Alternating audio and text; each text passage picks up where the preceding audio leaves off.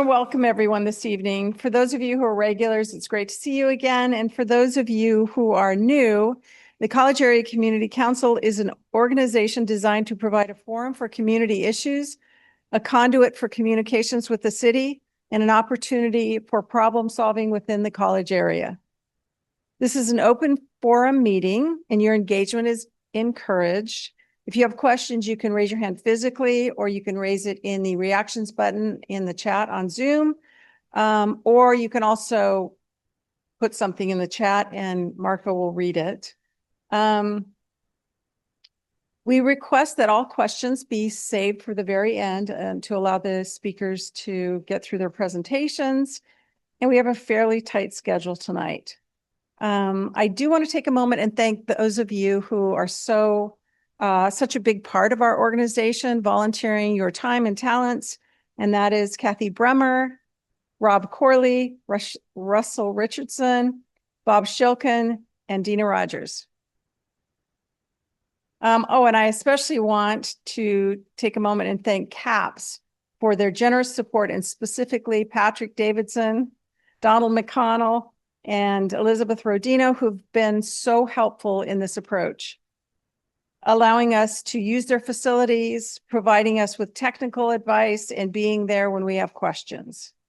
And then there is one more very special person that I would be remiss not to mention, and that is Marco Cuevas. So he's been a lifesaver. At the last minute, we did not have a tech person, and so he came through to help us out. He's been here since 5 p.m. tonight, and we just think he's a superhero. So this meeting is going to be recorded. Please turn off your phone so we don't get reverb or feedback. And then I'd just like to introduce our Ventura Police Department Commander, Mike Brown.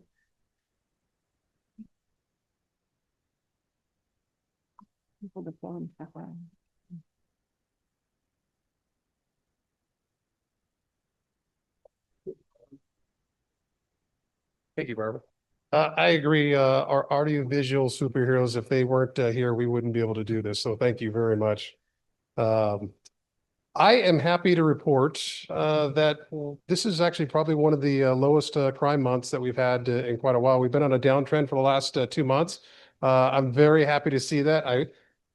Usually I'm the bearer of bad news, but I'm happy to say that things are looking really good for our area.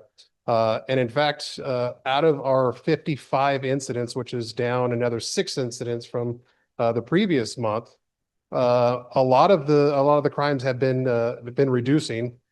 We had a couple more drug related arrests, which those are proactive arrests, which also go to our stats. So those are good arrests that police officers are making for those violations. But I did notice that we did have a couple of more fraud incidents. And in particular, it didn't happen in our area, but I oversee the investigation bureau, and I can recall one case, and I hate when these cases come through, especially with the cryptocurrency and fraud and misdirection type cases where people lose substantial amounts of money. And what I would like to just urge people, if you're going to invest large amounts of money, please make sure it's through some kind of reputable investment.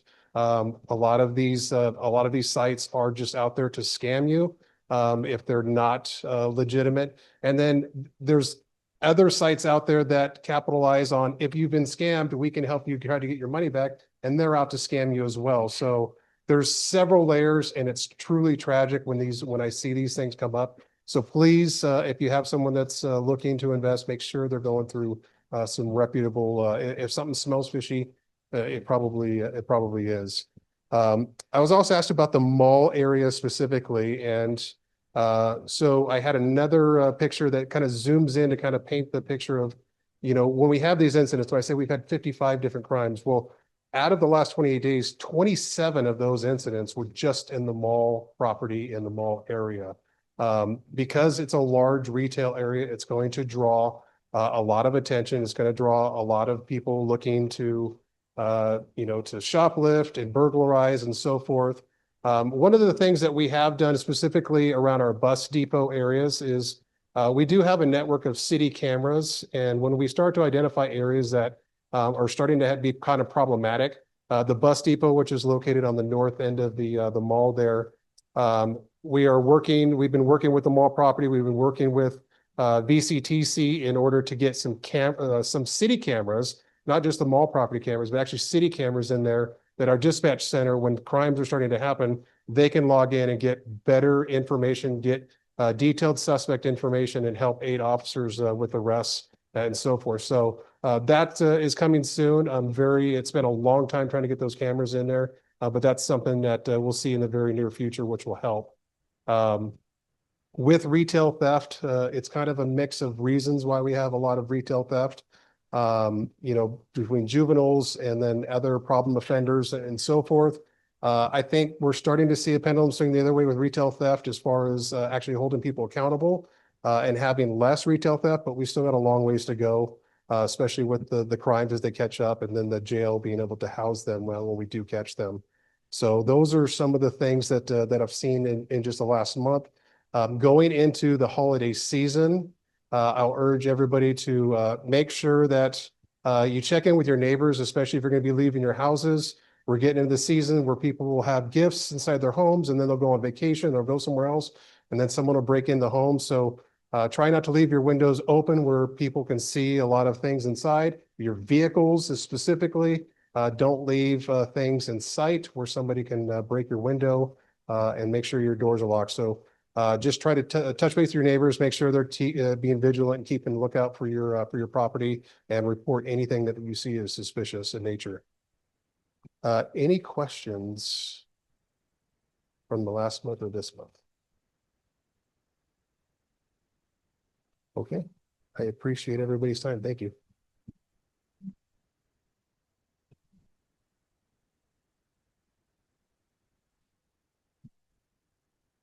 Thank you, Mike. That was great. Always helpful to know what's going on in the city.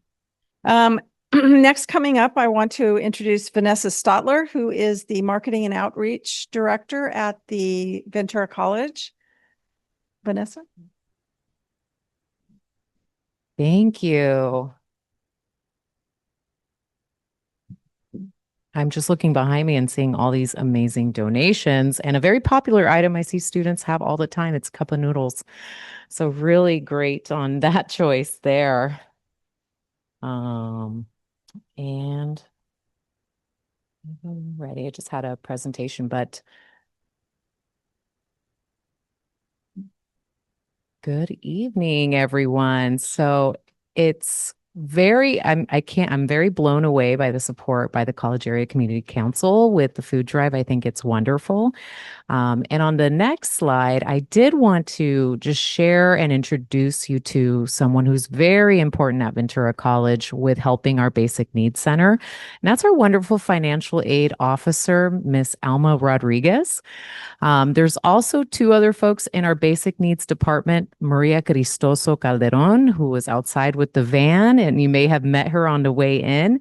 We also brought our beautiful Basic Needs van, which is utilized on a consistent daily basis. And we also have another basic needs specialist, Vanessa Velasquez. But I do want to really invite Alma Rodriguez. She's incredible. She just loves to support our students, and she really pours a lot of heart and soul into the Basic Needs Center. So I'd love for her to come up and introduce herself and talk a little bit more about basic needs. Awesome.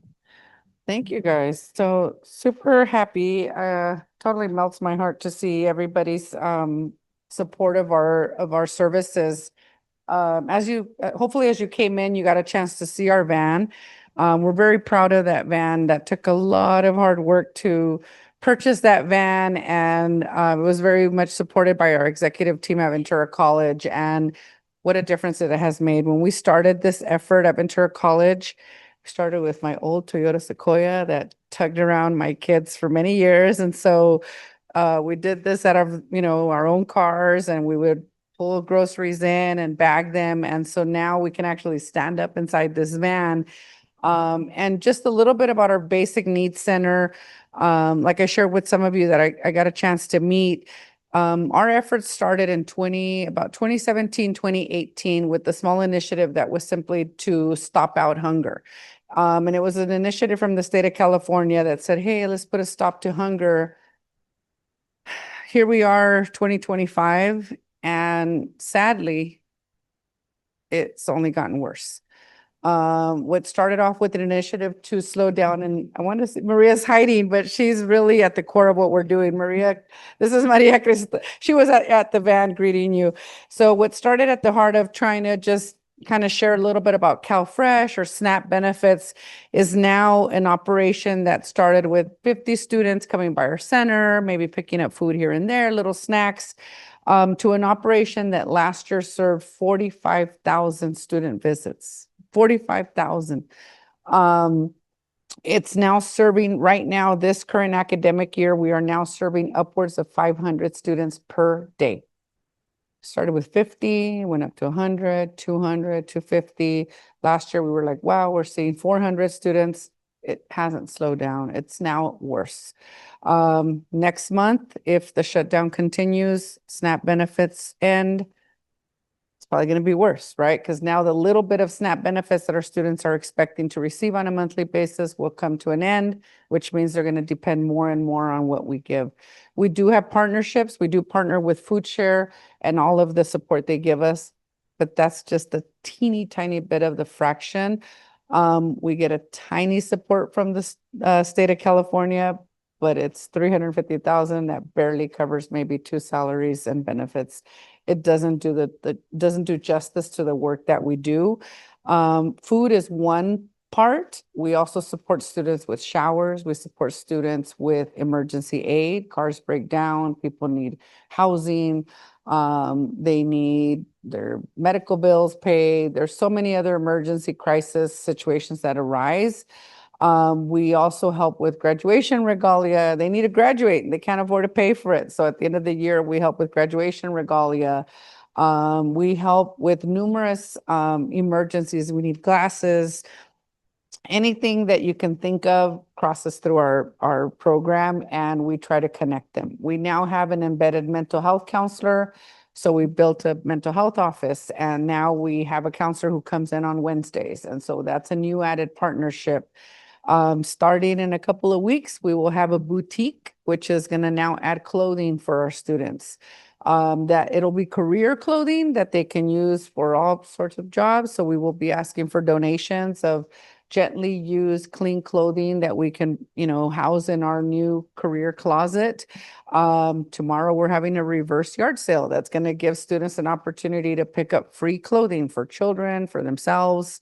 So there's just so much need in our community and with our students that all the support that you're giving us tonight, we just want to let you know how appreciative we are of it and how it goes a very long way. And with that, some of the important stuff that we hope to share, and there'll be a board report that we're preparing actually right now for our Ventura Community College District, but it's not only that you're supporting their immediate needs, but I think we're proud to show that our students who use the Basic Needs Center, not only are we taking care of their basic needs, which is important, but our students actually succeed. Our data actually shows that our students are taking more units than the average college student at Ventura College, and their GPAs are higher and their persistence rates are higher. So we're doing our job. We're taking care of the student all around. And I think that is what makes our work worth it. And so we brought some flyers. We want to share those with you tonight. And this is something that you can share with your friends and your neighbors. And it's going to be a way that it just shows a little bit about what we're looking for. We're looking for snacks, cleaning supplies, hygiene products, the basic school supplies. As far as the size of the items, just keep in mind that we're looking for smaller items, not large detergent bottles, because our students oftentimes rent rooms, live in cars, need to keep these things under lock and key. They don't have room for large, Costco size bottles. So Dollar Tree is like one of our best friends because that size of products, is kind of what our students can really hold on to. Warm clothing, beanies, hats, small blankets. Those are things that are going to be really important as we start transitioning in our weather. Socks, those types of items. So want to just share some of our flyers if you can pass those around, and feel free to pass them on to your neighbors, your friends, and we really thank you tremendously. We really appreciate. And if any of you, I know Dina and some of you, you've come through our center and we've invited some of you tonight. If you want to swing by, our phone number and our email address, our website is on there. You can always check out our website. It's got our hours of operation. We're open Monday through Friday. You're welcome to come out and see our center firsthand. It's an eye-opening experience to see literally 500 students a day. For those of you that have been there, it's a pretty amazing experience to see our students just coming through and just what they feel and how happy they are and how grateful they are for the support that they receive every day. So be happy to answer any questions. Thank you. Questions? Thank you. And so thank you, Alma. So Alma and her team are extremely supportive of our students. So it's, oh yeah. It's just really easy to see the dedication. She's also our financial aid officer. So it's very much a holistic space of being able to help students who have those needs, and they verify as well. So thank you, Alma and the team. Yeah. Yes. They're always running around. You'll see them in a community. And also she wears many hats. So now she's going to go to Buena High School to help our future pirates that are coming with their FAFSA applications, as those just opened up. Some updates that I have, I'm not going to cover the housing updates. I know Supervisor Matt LaVere will be talking a bit about some of our housing updates on campus, but we are in the process of building our STEM building. It's a STEM project at Ventura College, not too far from here, actually. I'm kind of disoriented on the location, but near CAPS, if you go over, before you come over to our MCE building, there's a future site of a STEM portable building where students will be able to be supported with all of their wonderful opportunities for them in science, technology, engineering, and mathematics. So we have some programs for them, and it's going to be a great area for our students to be supported. And in the next slide, we have very many upcoming events. I wanted to fill this up because I know this is the last meeting until January, but it is a season. Frankenstein the Musical, really fitting for the occasion, is October 23rd through the 25th at our Performing Arts Center, and we have tickets available. So we'd love to see some folks come and see our wonderful student performances that are happening.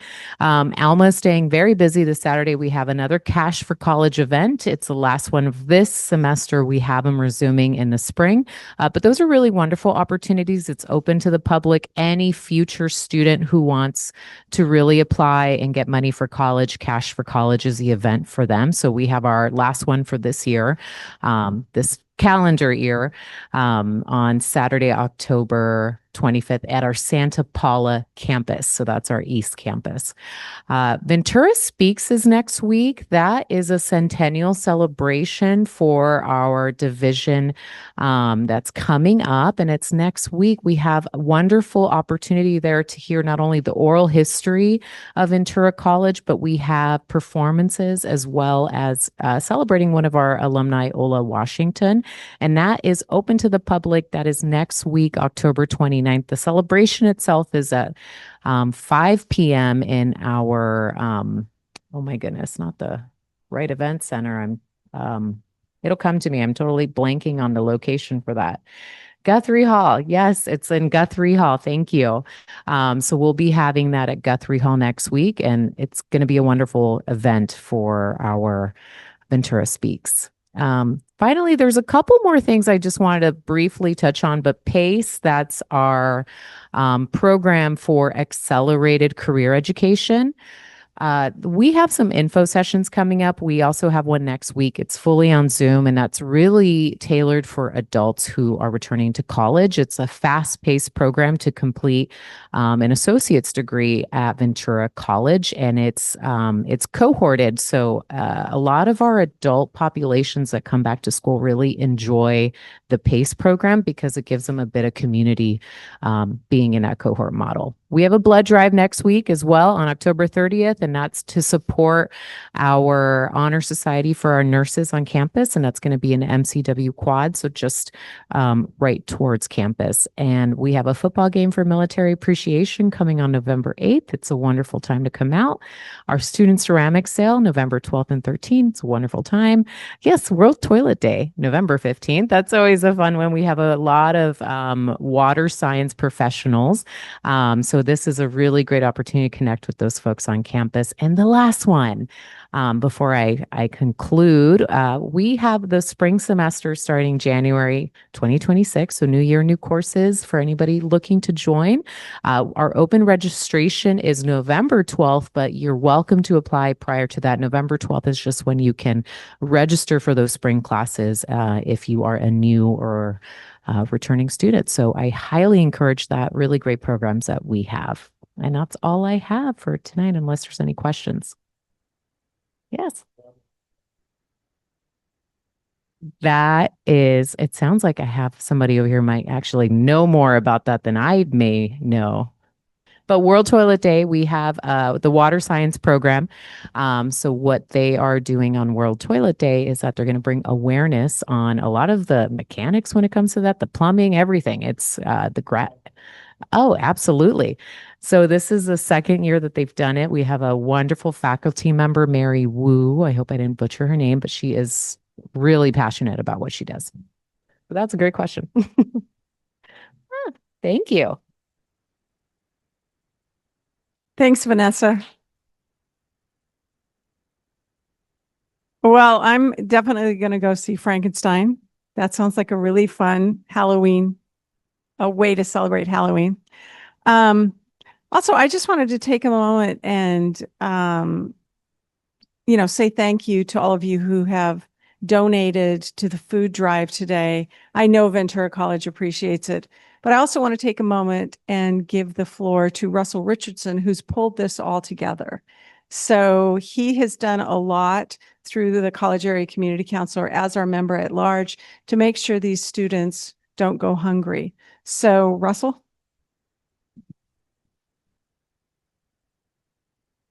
Well, I didn't know that Alma was going to be here tonight, so I had prepared a little bit, a very short kind of presentation to emphasize how important the food pantry is. And it's great that she was here because now I can say ditto, right? Everything she said is true. And I think she did a much better job than I could ever do of conveying to you how important it is. I told her when we were outside that just by coincidence, I turned on the TV this afternoon, and there on the chyron that runs along the bottom of the screen, it said, food pantries have long lines.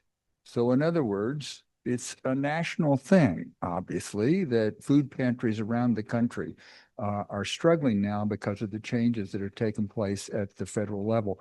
But the great thing is, we can do something about that right here, right? We can't do anything about it around the country, but here's something we can do that's very immediate and pays off very, very fast.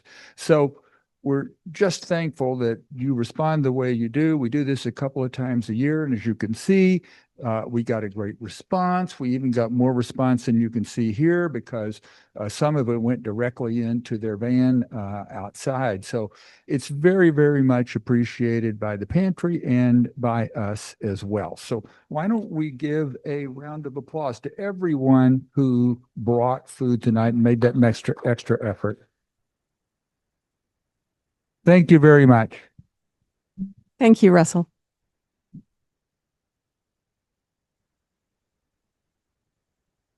So many of us know Nadine Peace. She's very well known for Ventura Vibes and interviewing all of the movers and shakers in Ventura and talking about what's going on in Ventura. Do you want to speak or do you just want me to explain what? You can explain it. No, go ahead if you're ready. Okay. I'm Nadine. I produce and host the radio and podcast show Ventura Vibe. And I'm working on a project about community councils. And I recently interviewed Barbara Brown, and Marco Cuevas. What I want to know is why you attend the community councils. So I created a survey. I'm going to drop it in the chat for those at home. And there's a hard copy for people in attendance. And I would love for you to fill it out and let me know. Thank you for your responses. Let me know why you attend. That's it. Thank you. Thanks, Nadine. So we really appreciate it. When you're finished, if you just want to put it on one of the empty chairs, we'll pick it up. That would be great. And for those of you who are on Zoom, if you wouldn't mind filling that out, that would be wonderful. So I'm going to give the treasurer's report. Eric Rosenberg is not available this evening. He's actually doing a ride along with the police department, I think. Let's hope. No, I think he's doing a ride along with the police department. But okay, here's the treasurer's report. So as you know, we don't need a lot of money to run this organization. So we run very lean. And we just paid a big bill. So currently the bank balance is $631. We recently paid $1,671 for our annual insurance payment. We received an anonymous donation via the mail, and we received generous donations from Dina Rogers, Bob Shilkin, me, and Jim Ackerman. So I want to thank everyone for supporting the organization through your generous donations. That really means a lot. I think I might make a couple more announcements while everyone's filling out the form. Next week on October 29th, the Ventura Tree Alliance will be planting trees at Community Park on Kimball. This is a community event and everyone is welcome. Bring a marked shovel with your name on it, a rake, and a wheelbarrow if you have one. Wear a hat, sunscreen, and bring water. We don't know what it's going to be like that day, but certainly you want to protect your skin and be well hydrated. It's a super fun event. Everyone is welcome. A lot of companies use it as team building events. So if you have a company and you want to bring your team out, we would love to see you out there. And then the next free days for the Ventura Botanical Garden are Thanksgiving, Christmas, and New Year's.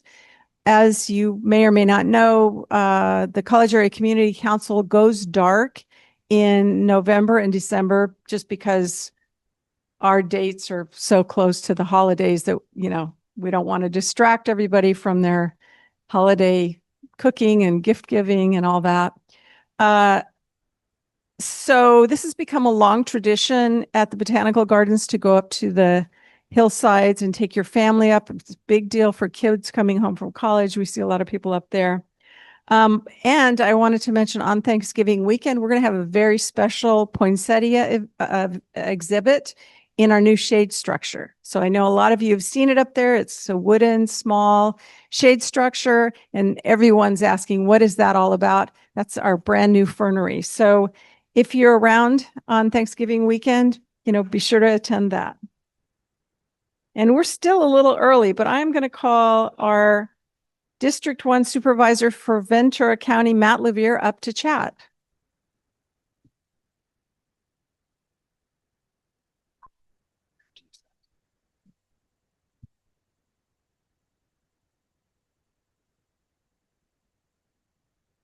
Speaking of this. Well, you want they want my cooties, they can have them.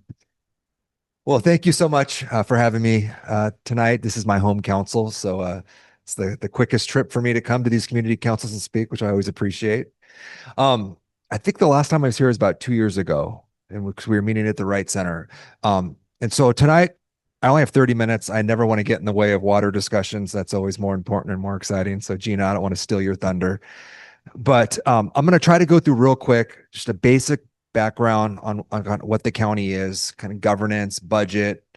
And then I'm going to highlight a couple things which I've been working on as a priority, that the board's been working on as a priority, give you an update on a couple projects which I think are of importance to a lot of residents of Ventura, but I really want to leave most of the time for question and answer. So I'm going to try to go through this fast I apologize. Feel free to raise your hand. Tell me to slow down if you have a question.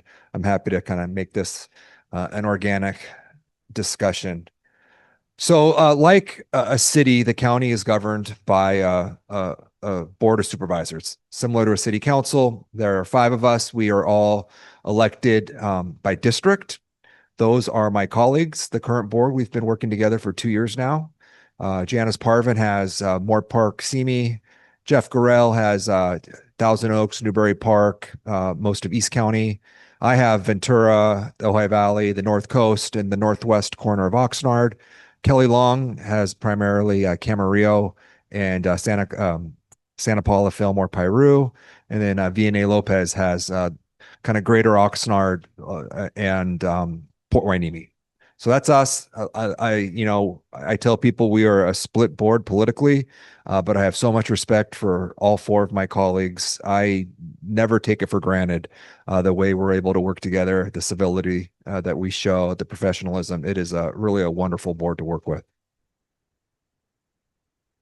And like a city, which has a city council and a city manager, we have a board of supervisors and a CEO. And that is our CEO, our county executive officer, Dr. Savette Johnson.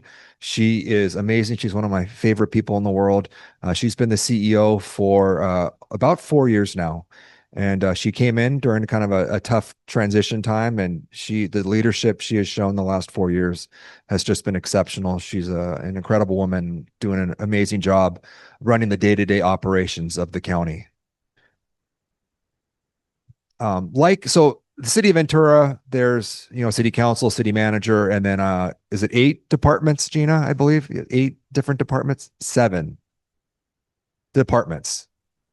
Yeah, I think, is it 14 now? Gosh, you guys are growing. When I left, I think it was 8. So the county is similar in that we actually have 26 different agencies. What's different between a county and a city is that we actually have department heads, 6 of whom are actually directly elected by the public. So we obviously consult very closely with these individuals on budget, but they are answerable to the public. They don't answer to us. We don't have authority over how they run their departments. They answer to the public. But these are the 6. The familiar face in the top right, Eric Nazarenko, wonderful guy. He's been our district attorney for almost 5 years come January. And then our sheriff, our tax collector, clerk recorder, registrar of elections, our auditor controller, and our assessor. And I'm going to go through this quick. These are just, I just want to see if you could put faces with names. These are the individuals who run the rest of our departments.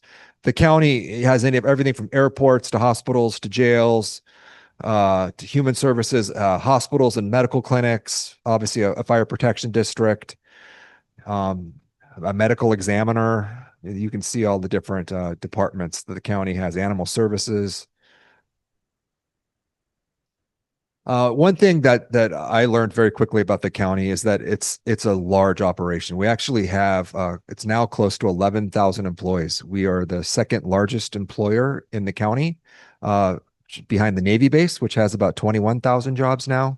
But we were doing our ADA strategic plan. We just passed that last year, and we're going through to make sure all of the different county facilities are ADA compliant. And we actually have, I think it's 365 different county addresses. So there's a county facility almost, it seems like almost on every block across the county. We approved our balanced budget at the end of June. This year, our budget was $3.23 billion. And the budget's broken down kind of into 2 sections. We have what's called our general fund, which is the part of the budget where we have discretion in how that money's spent. And then you can see that's about 46% of our budget. The rest is mostly state and federal programs, funding, money we get from the states or the state and the Fed, and that money is sent to us for very specific purposes, and we have no discretion where that money is spent. It goes to different programs, and you can see that's 54% of our budget. But if you look at our general fund, $1.5 billion, that's how our general fund is broken down. And you can see the 2 big ticket items in our general fund are administration of justice. Obviously, public safety is something that's very important to our board. And administration of justice is sheriff, district attorney, public defender, and probation. And then 40% is health and human services. That's, behavioral health, public health, hospitals and clinics that don't beyond the state and the federal money we get. But 80% of our general fund is going to those two issues, and I think you can see that those are real priorities of this board. I'm going to say right now the county is in very good financial shape, and I'll qualify that in a little bit. But we have the highest credit ratings, or the highest ratings from all the different credit agencies, the highest reserves we've ever had at close to $200 million. Our retirement fund is 98% funded. We are in really strong financial shape right now, and I say right now because the storm clouds are coming. The county receives a lot of their funding from property tax. Those valuations are typically, we budget at about 5%. Last year they came in at 4%, and we see those trending down. Sales tax revenues are softening because of economic uncertainty. HR1, the big beautiful bill, is going to have devastating impacts to many areas of our budget. Anna.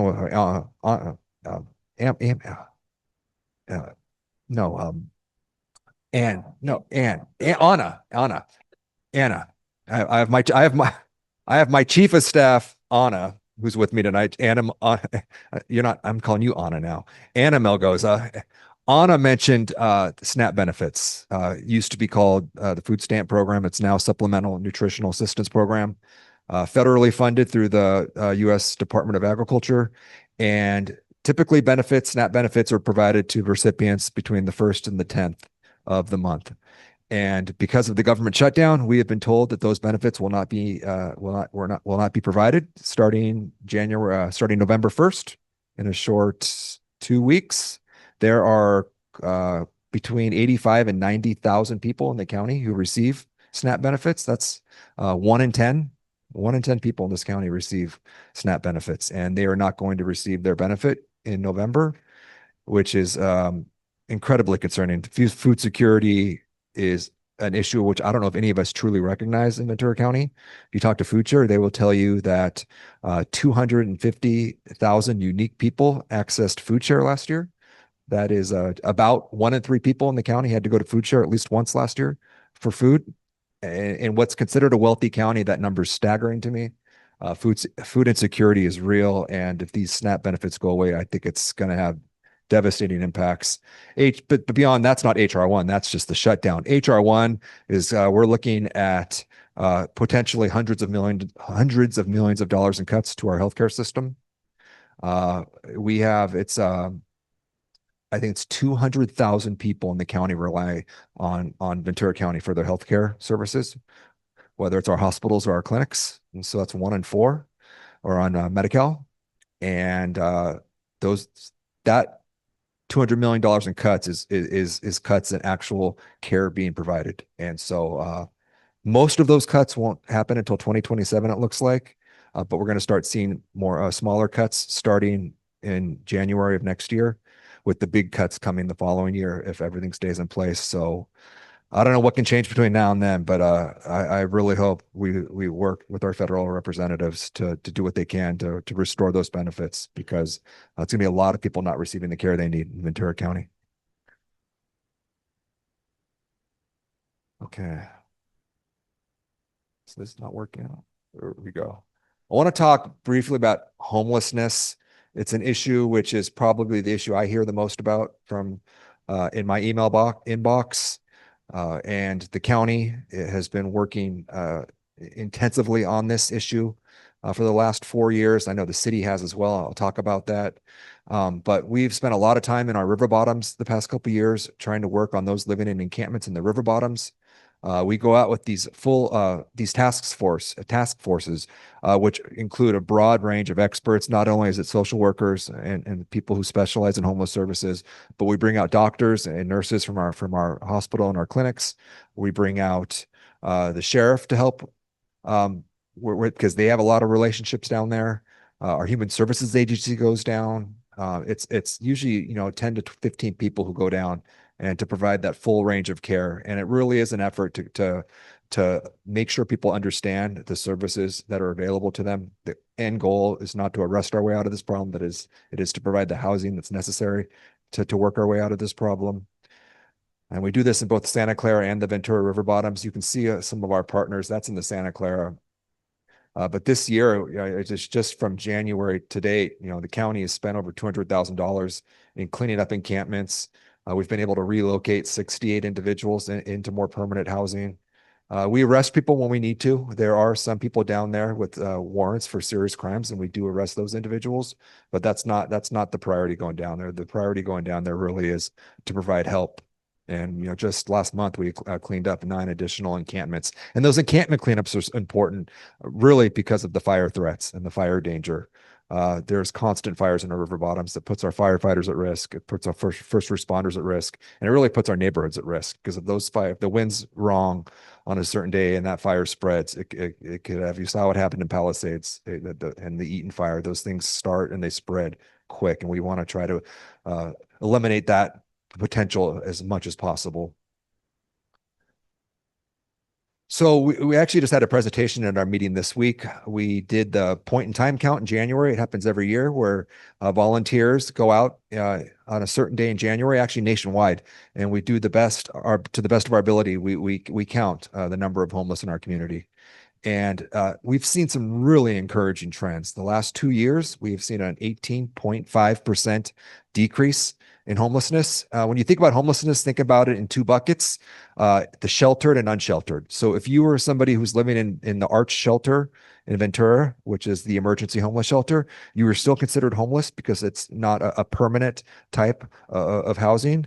But we've seen a 22% or almost a 23% decrease just last year in sheltered individuals. That means that they are moving from emergency shelters into more permanent housing, which is incredibly encouraging. We've seen just last year we had an 11% decline in the unsheltered population. So you can see the numbers right there on the screen.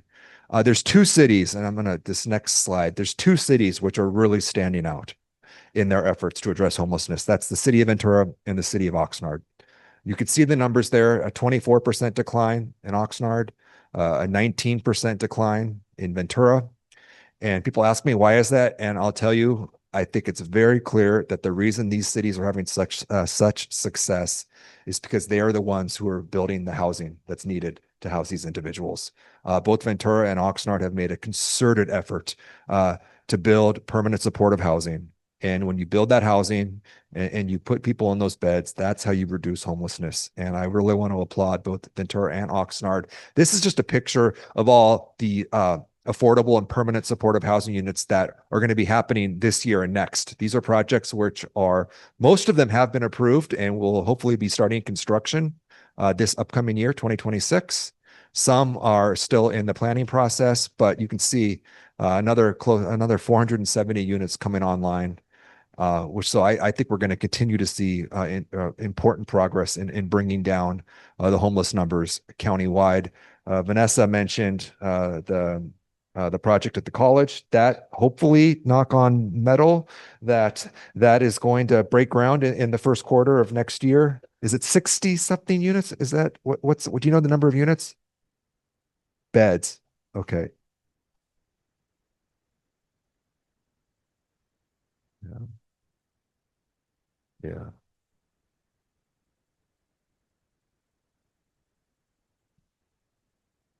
$320 beds.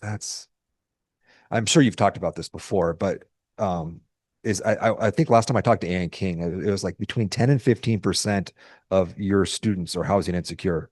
I mean, these are beds that are incredibly important for your students. And unfortunately, a lot of your students are homeless. And so if we can house them in that type of housing, it brings down the overall housing homeless numbers. So an incredibly exciting project right here on campus.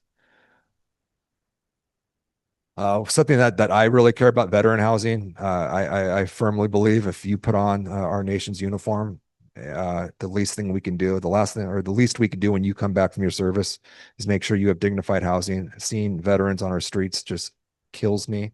But we saw a 53% decrease in unhoused veterans the last 2 years.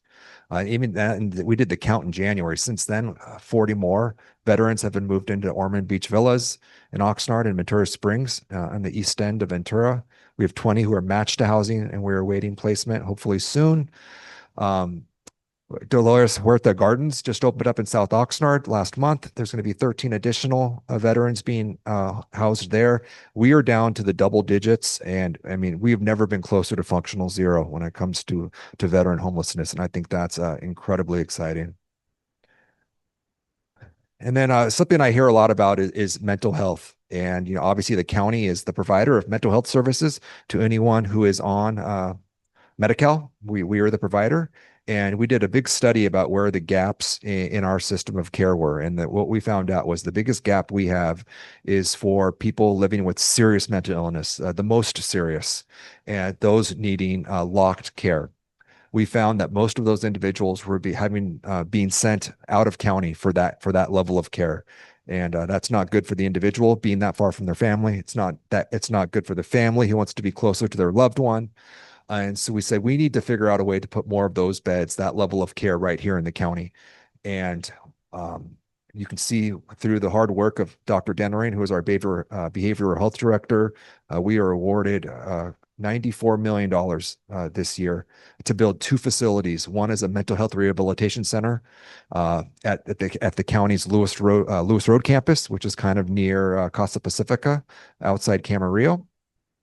And that's going to be a 38-bed facility. And then we're also got money to build a psychiatric health facility, which is a 16-bed facility in Simi Valley. And we are certain, or not certain, we are very confident that with these beds coming online, we are going to be able to close that gap. And anybody in Ventura County who needs that level of care will be able to be housed right here in the county. So that's really exciting to see. Something I'm hearing a lot about recently is all of us love going to the beach. We love going to the North Coast, and Caltrans is starting a project. It was supposed to start last month. The Emma Wood Bridge, when you come off the 101 and you go over that little bridge down into the old PCH, that is a Caltrans bridge, and it is at the end of its useful life. It is one earthquake away from falling. And so Caltrans has made plans to fix the bridge or replace the bridge. They had initially tried to figure out if they could just fix it, keep it there, and make tweaks. They realized that it was more expensive and just wasn't going to work. So they're going to actually take the bridge down and rebuild it. It's actually been delayed until next summer now. So they're going to start some of the work. There's going to be temporary routes for pedestrian and bike access, which I know is very important. They're going to start that work in January, make sure those alternate routes are in place. And then once those are done, they're going to start the demolition of the bridge and the reconstruction next summer. I have some slides here. I don't need to go through all of it, but you can kind of see that some of the analysis they did. It's an old bridge. It's 90 years old. It doesn't meet a lot of current road standards, a lot of rail standards for vertical and horizontal clearances. I don't need to go through all of this. The bottom line is there's the temporary bike and pedestrian detour they're going to do so that the Omar Raines bike trail remains in place and people can still access the coastal bike route. And, one thing we heard from a lot of the residents on the North Coast was not excited, obviously, but understood the need for the replacement. But their concern was, what about emergency access? When somebody's having a heart attack or a serious medical emergency, every second counts. And if that ambulance has to go all the way to Seacliff and all the way back down to Solomar, I mean, we're talking, an additional probably 8 to 10 minutes. And that is oftentimes the matter of life and death in many circumstances. So Caltrans, to their credit, met with the neighbors. We organized several community meetings. We talked it through, and Caltrans agreed to build a temporary emergency access ramp it's an old oil road, kind of at the end of the Solomar Beach. And so that way our first responders and our emergency vehicles will have access right on into the beach communities. It's only going to be allowed. The residents all wanted access to Caltrans. that was a hard no for Caltrans because of the ingress and egress onto the freeway. They are really concerned about safety, but they said, we're going to do this for the emergency and the first responders. So I want to make sure Caltrans gets credit for that and for really working with the community to meet that need. That's the ramp you can see right there. There's the project benefits. It's rather than having it come down and figuring it out, Caltrans is trying to be proactive. And I think at the end of the day, it's going to be a painful 2 years for all of us who love to go to the beach. But they're saying 18 to 24 months. That's the project timeline. Yeah, it's government, right? Yeah. Big government, yeah. Yeah, but if Caltrans didn't do it now, it would have had to go to a future funding cycle, and they work on 4-year funding cycles. It would have been another probably 4 to 8 years before it got done. And so I'm really glad they pushed it through on this budget cycle and are getting the project done. And if anyone has questions about that, Caltrans is really good about having their PIO is very good at communicating with the public, answering questions. I wanted to make sure you had his information as the project comes near. They are going to hold a community meeting. I believe we had the internal meeting tonight. So mid-January is the public meeting. Okay, there'll be a public meeting in January for if any of you have questions, feel free we can put that out, jump on that call, and they'll do a more comprehensive overview of the project timeline. That is it. I went through that fast. I'm sorry. I wanted to make sure Gina had plenty of time. And so happy to answer any questions about this. Anything else? Yeah. Brief.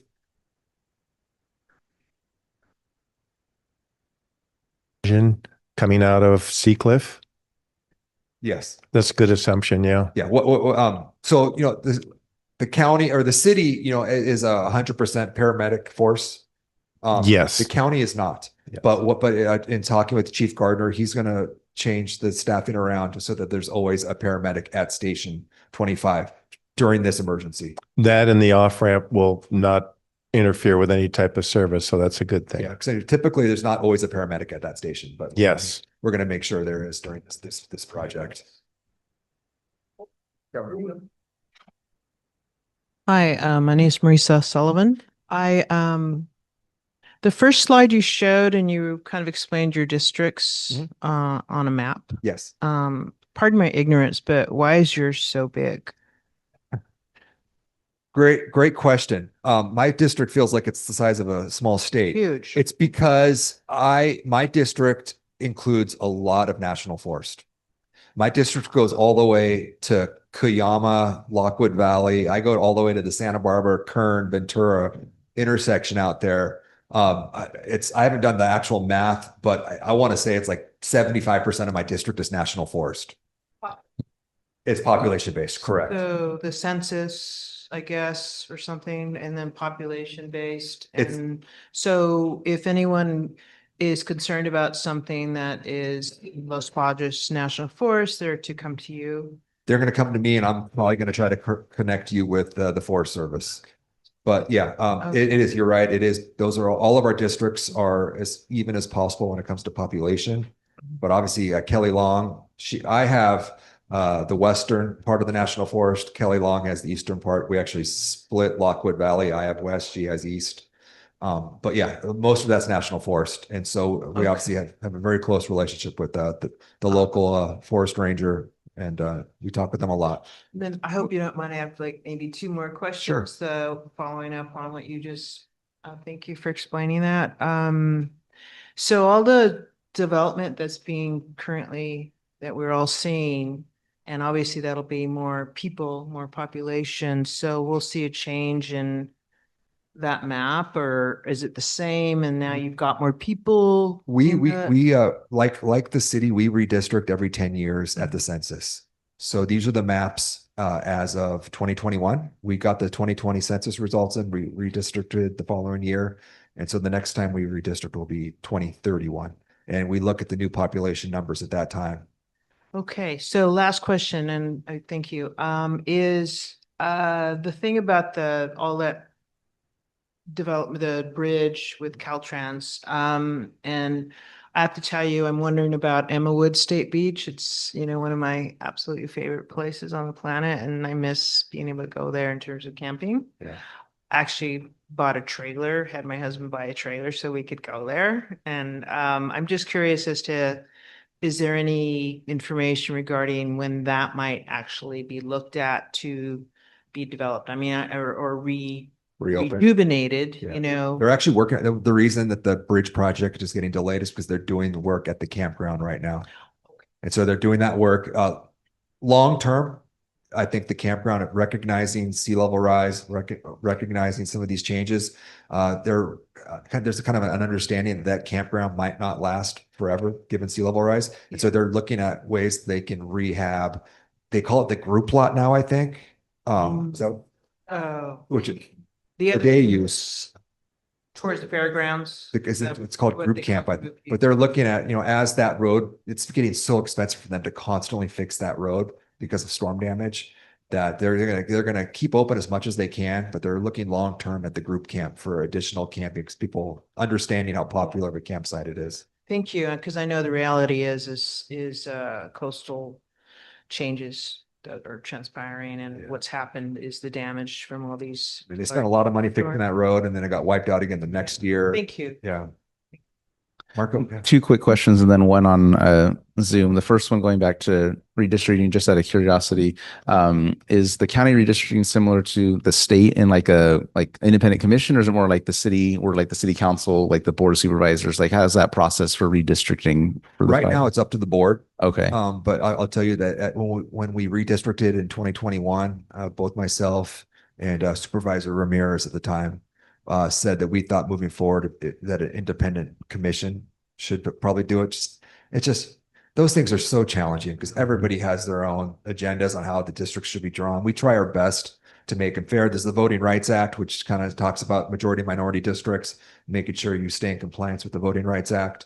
And we try our best to stay in compliance with that act and build districts that are fair. And I thought we have good districts now, but maybe selfishly, it'd be nice to get it out of our hands and just put it in an independent commission. That's my personal belief. But ultimately, it'll be up to the Board of Supervisors in 2031 to decide that. For sure. Thank you for that clarification. And just a quick fun one. What's the most northwest? Have you been to the most northwest part of this? I've not touched the actual top north. I've been to Cuyama, which is kind of the furthest northwest kind of community. Been to Lockwood Valley, been to Cuyama, been to Campa, Shedek, is that what it's called? Shidek, yeah, been up there. So there's it's hard to believe, but there's some great communities up there. So I don't get many calls from them, to be honest. I probably get one call a year from that part of my district. I think those communities, they like to kind of just be left alone, and or you must be doing something right, just they don't bug me much, but they're great people up there. Thank you. I'm going to go to Vondi and Henry. I'm going to do, let's see, view. Hopefully unmute. Yeah. Unmute. Yeah. Yep, that's me. Let me lower my hand. So first of all, thank you, Matt. Really informative and great to see you. I remember you from COVID being very active and Facebooking with you. But my question is, since you and the other supervisors are working with the National Forest, I have heard that with the passage of the big bill, that there were some implications for losing parts of our forest or those being accessed out to other places or people. Do you know, or can you comment on that at all? I'm sorry, Vondi. Can you repeat that? Yeah, just in terms of the effects of the bill, that it would be affecting Los Padres National Forest, the big beautiful bill, and that there would be commercialization. Yeah, commercialization. Henry's helping me out with the words. Oh, I had heard rumors that the administration wanted to open the forest up to more commercial logging. I don't know if that's a piece of the big beautiful bill or not. I had heard that was something being considered. Is that part of the actual bill? Okay. I've heard that. I have not seen any of that taking place yet.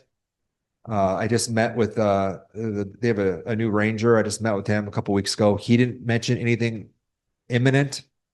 I assume if that was something imminent, we would talk about it, but I knew that was a potential, but nothing imminent as far as I know.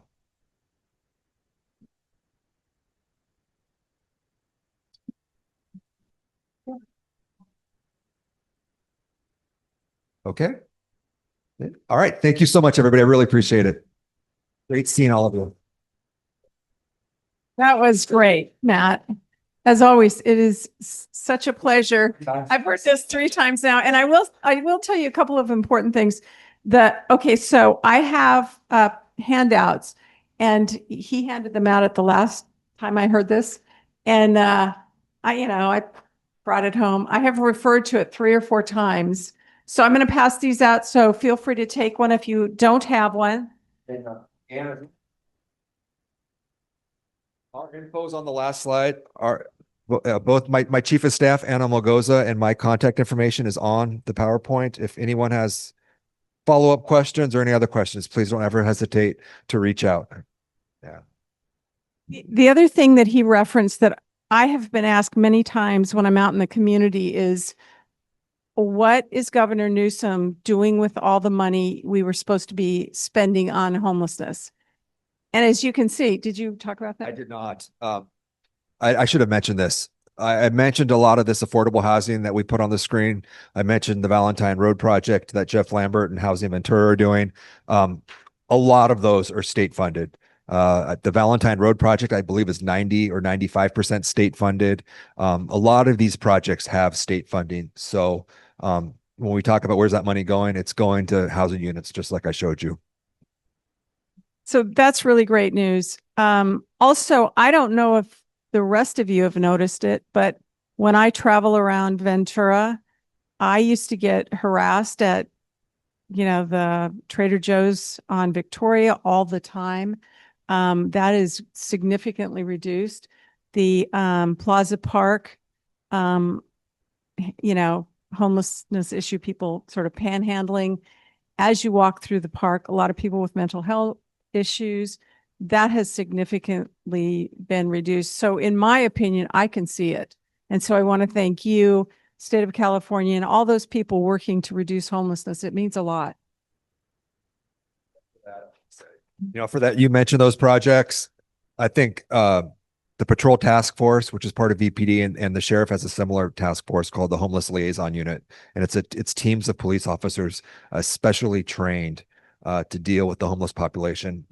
They wear different uniforms. They really come in. It's not a heavy-handed approach. It's building trust, building relationships, because that's how you get people to accept help is building that trust. And that takes time. And these police officers are doing an incredible job, both of those units, especially in the parks that you mentioned. Such good news. I mean, really. Okay, so I did want to mention one other thing. Speaking of volunteering, if you're interested in contributing your time or your talents in this venue, we are looking for a website administrator and a project manager. It would be a volunteer, you'd be giving your time and talents. But those are 2 things that we would really need. And, we'd like to grow our team. So if you're interested, you can reach out to me at barbarbrownventura@gmail.com. So next I want to introduce Gina Dorrington and Lynn Zamansky, which is kind of a mouthful, Lynn.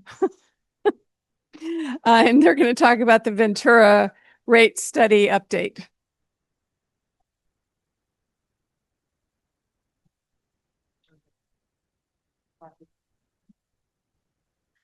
Okay, thank you very much. So yes, thank you for having me back this evening and in person with legs. So forgive me because I am a rocker. But as you recall, I was here last month. I am Gina Dorrington. I'm the general manager for Ventura Water. And we have some big projects that we discussed last time about our aging infrastructure and infrastructure that's going to take care of our future water supply needs, as well as some regulations that we need to meet. Matt LaVere talked about earthquakes and, to give you our wastewater treatment facility is a 1 earthquake left in it as well. So I will talk about a tour that we'll have later coming up on Saturday, and you can come see how that's a 1 earthquake away from failure. I'm coming back this evening to go over, as I promised, the rate impact. So we talked about all these projects that need to get done. We talked about the level of service that we give here at Ventura Water. And so, do I have a clicker? You have? Clicker. Next slide. All right. These are all the things that we need to help support and where each dollar of your rate payment goes to. Everything is reinvested into water and wastewater operations, maintenance and capital projects. And by law, we are not we are required to only charge what it is for those services. We do not have a profit. We don't have a some sort of slush fund, as people like to say. Every dollar needs to, by law, be traced back to service within water and wastewater. Next slide.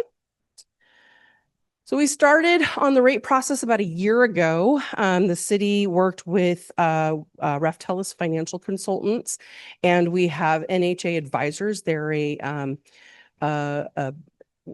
financial advisor that works with our city finance department, our water commission, and our city council.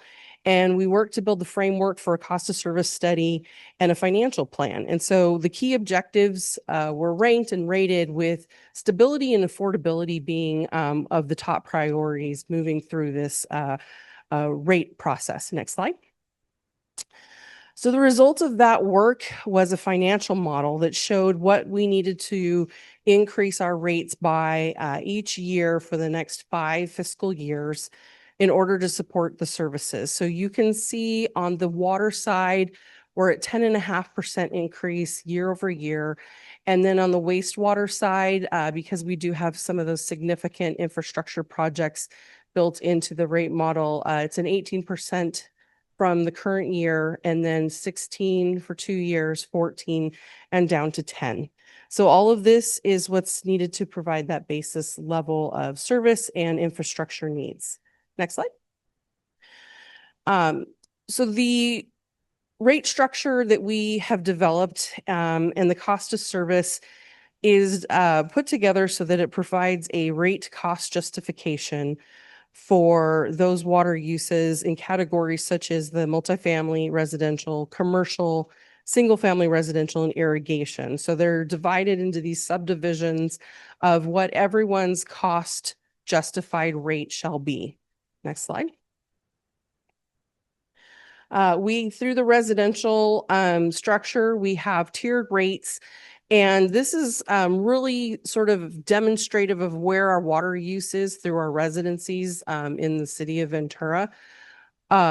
You see the HCF, that's 100 cubic feet. So that's what you see on your bill is measured in 100 cubic feet. So most of our users are in the 0 to 600 cubic feet. And that is an incredible nod to conservation throughout the city and what the city's done to answer in our last drought period. And though that 0 to 6 usually covers your basic indoor water use. So, you're showering and cleaning.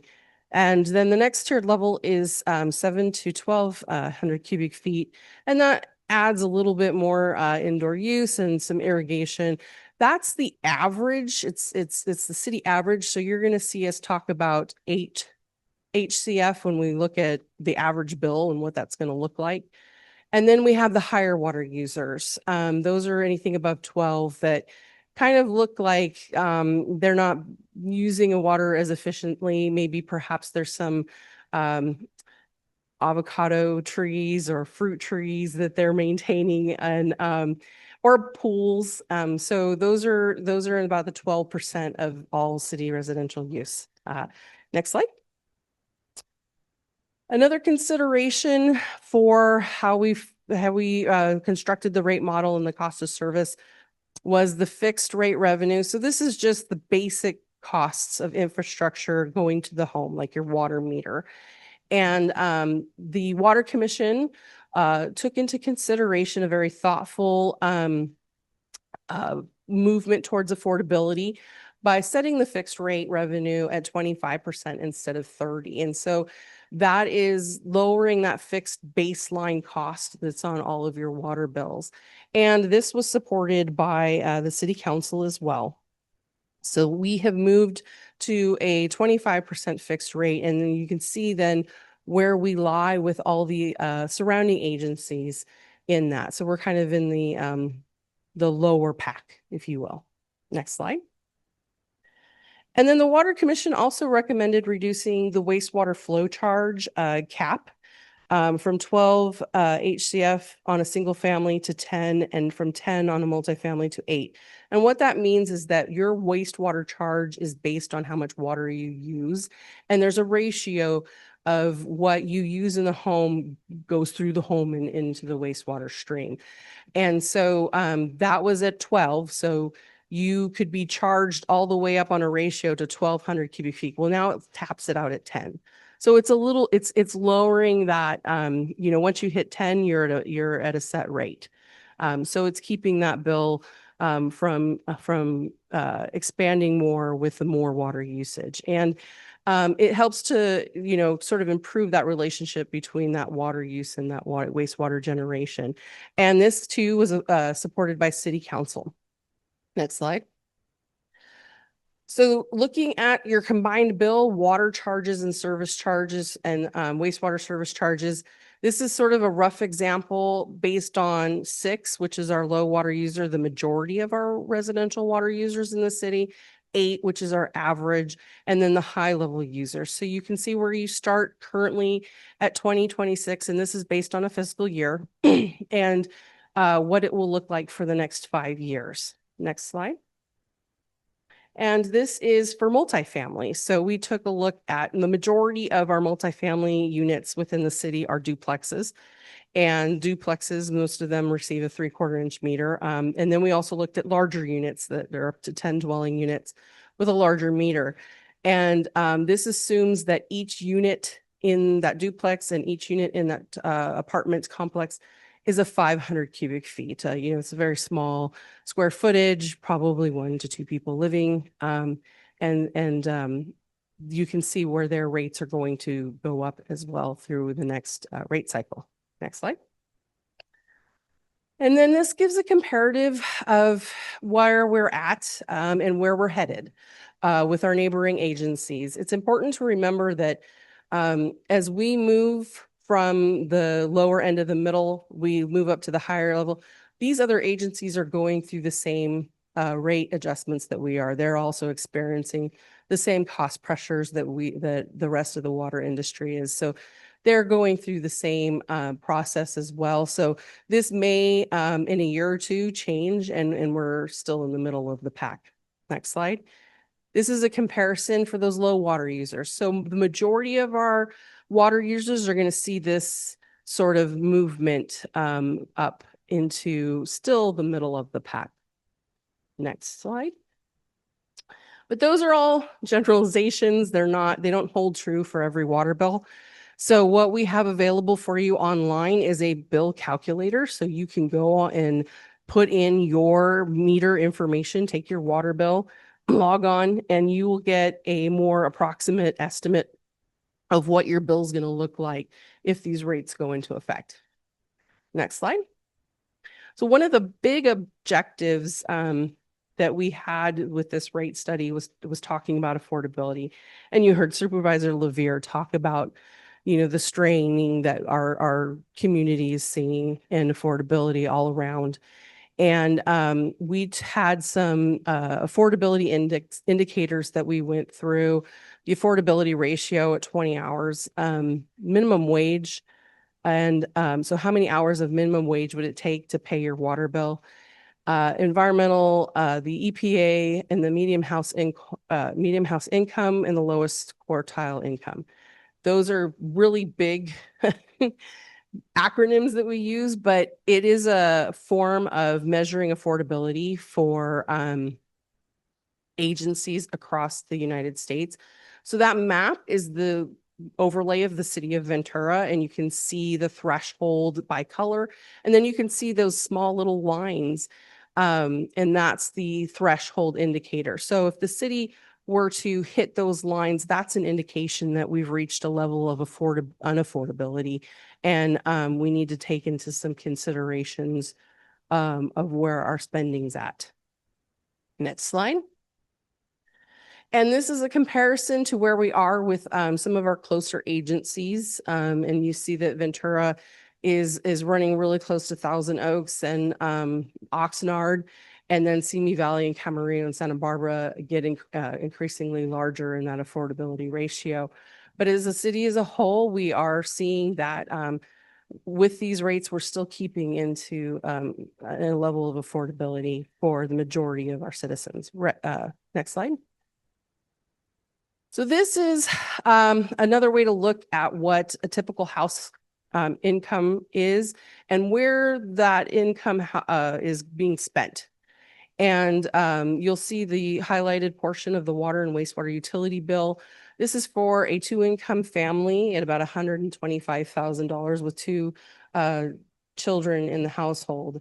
And so the ratio of what is being spent throughout the household compared to the water utility. And then if you hit the next slide, you'll see where we're at. So about a $200 increase throughout the change in the rates. Yeah. All right, next slide. So that does not mean that we are unaware that there's still going to be major impacts to our residents about what it's going to be on the bill. And so we do offer currently a 50% discount on the fixed water charges for those that qualify for our care program. If you are already enrolled in a program through Southern California Edison or Southern California Gas, we are partnered with them, so we automatically get that and we'll enroll you in that. If you haven't been enrolled in that and you have qualified for those other agencies, give us a call at our customer care line, look us up on the website, and we will have our representatives guide you through that and make sure that you're enrolled. We do have some payment plan options as well. We do have some one-time payment forgiveness if there's a leak or something that we know that's not attributed to the homeowner. Currently, we have 382 enrolled in our customer assistance program. We have the budget currently also for 481.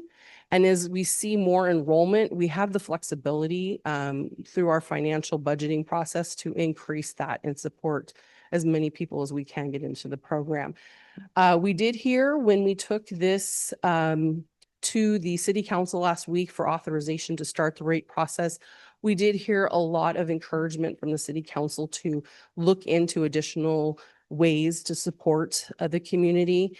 And so our staff is working with our financial department, with our community development department, and asking other agencies what they do in assistance. And we'll be researching those and bringing those back to the Water Commission and the City Council in the next coming year to see if there's some other ways that we can offer assistance. The next slide. So the big outreach portion, why I'm here, and I appreciate it too, is that we are in the authorization period for the Proposition 218. So that is the law that dictates how we can increase rates.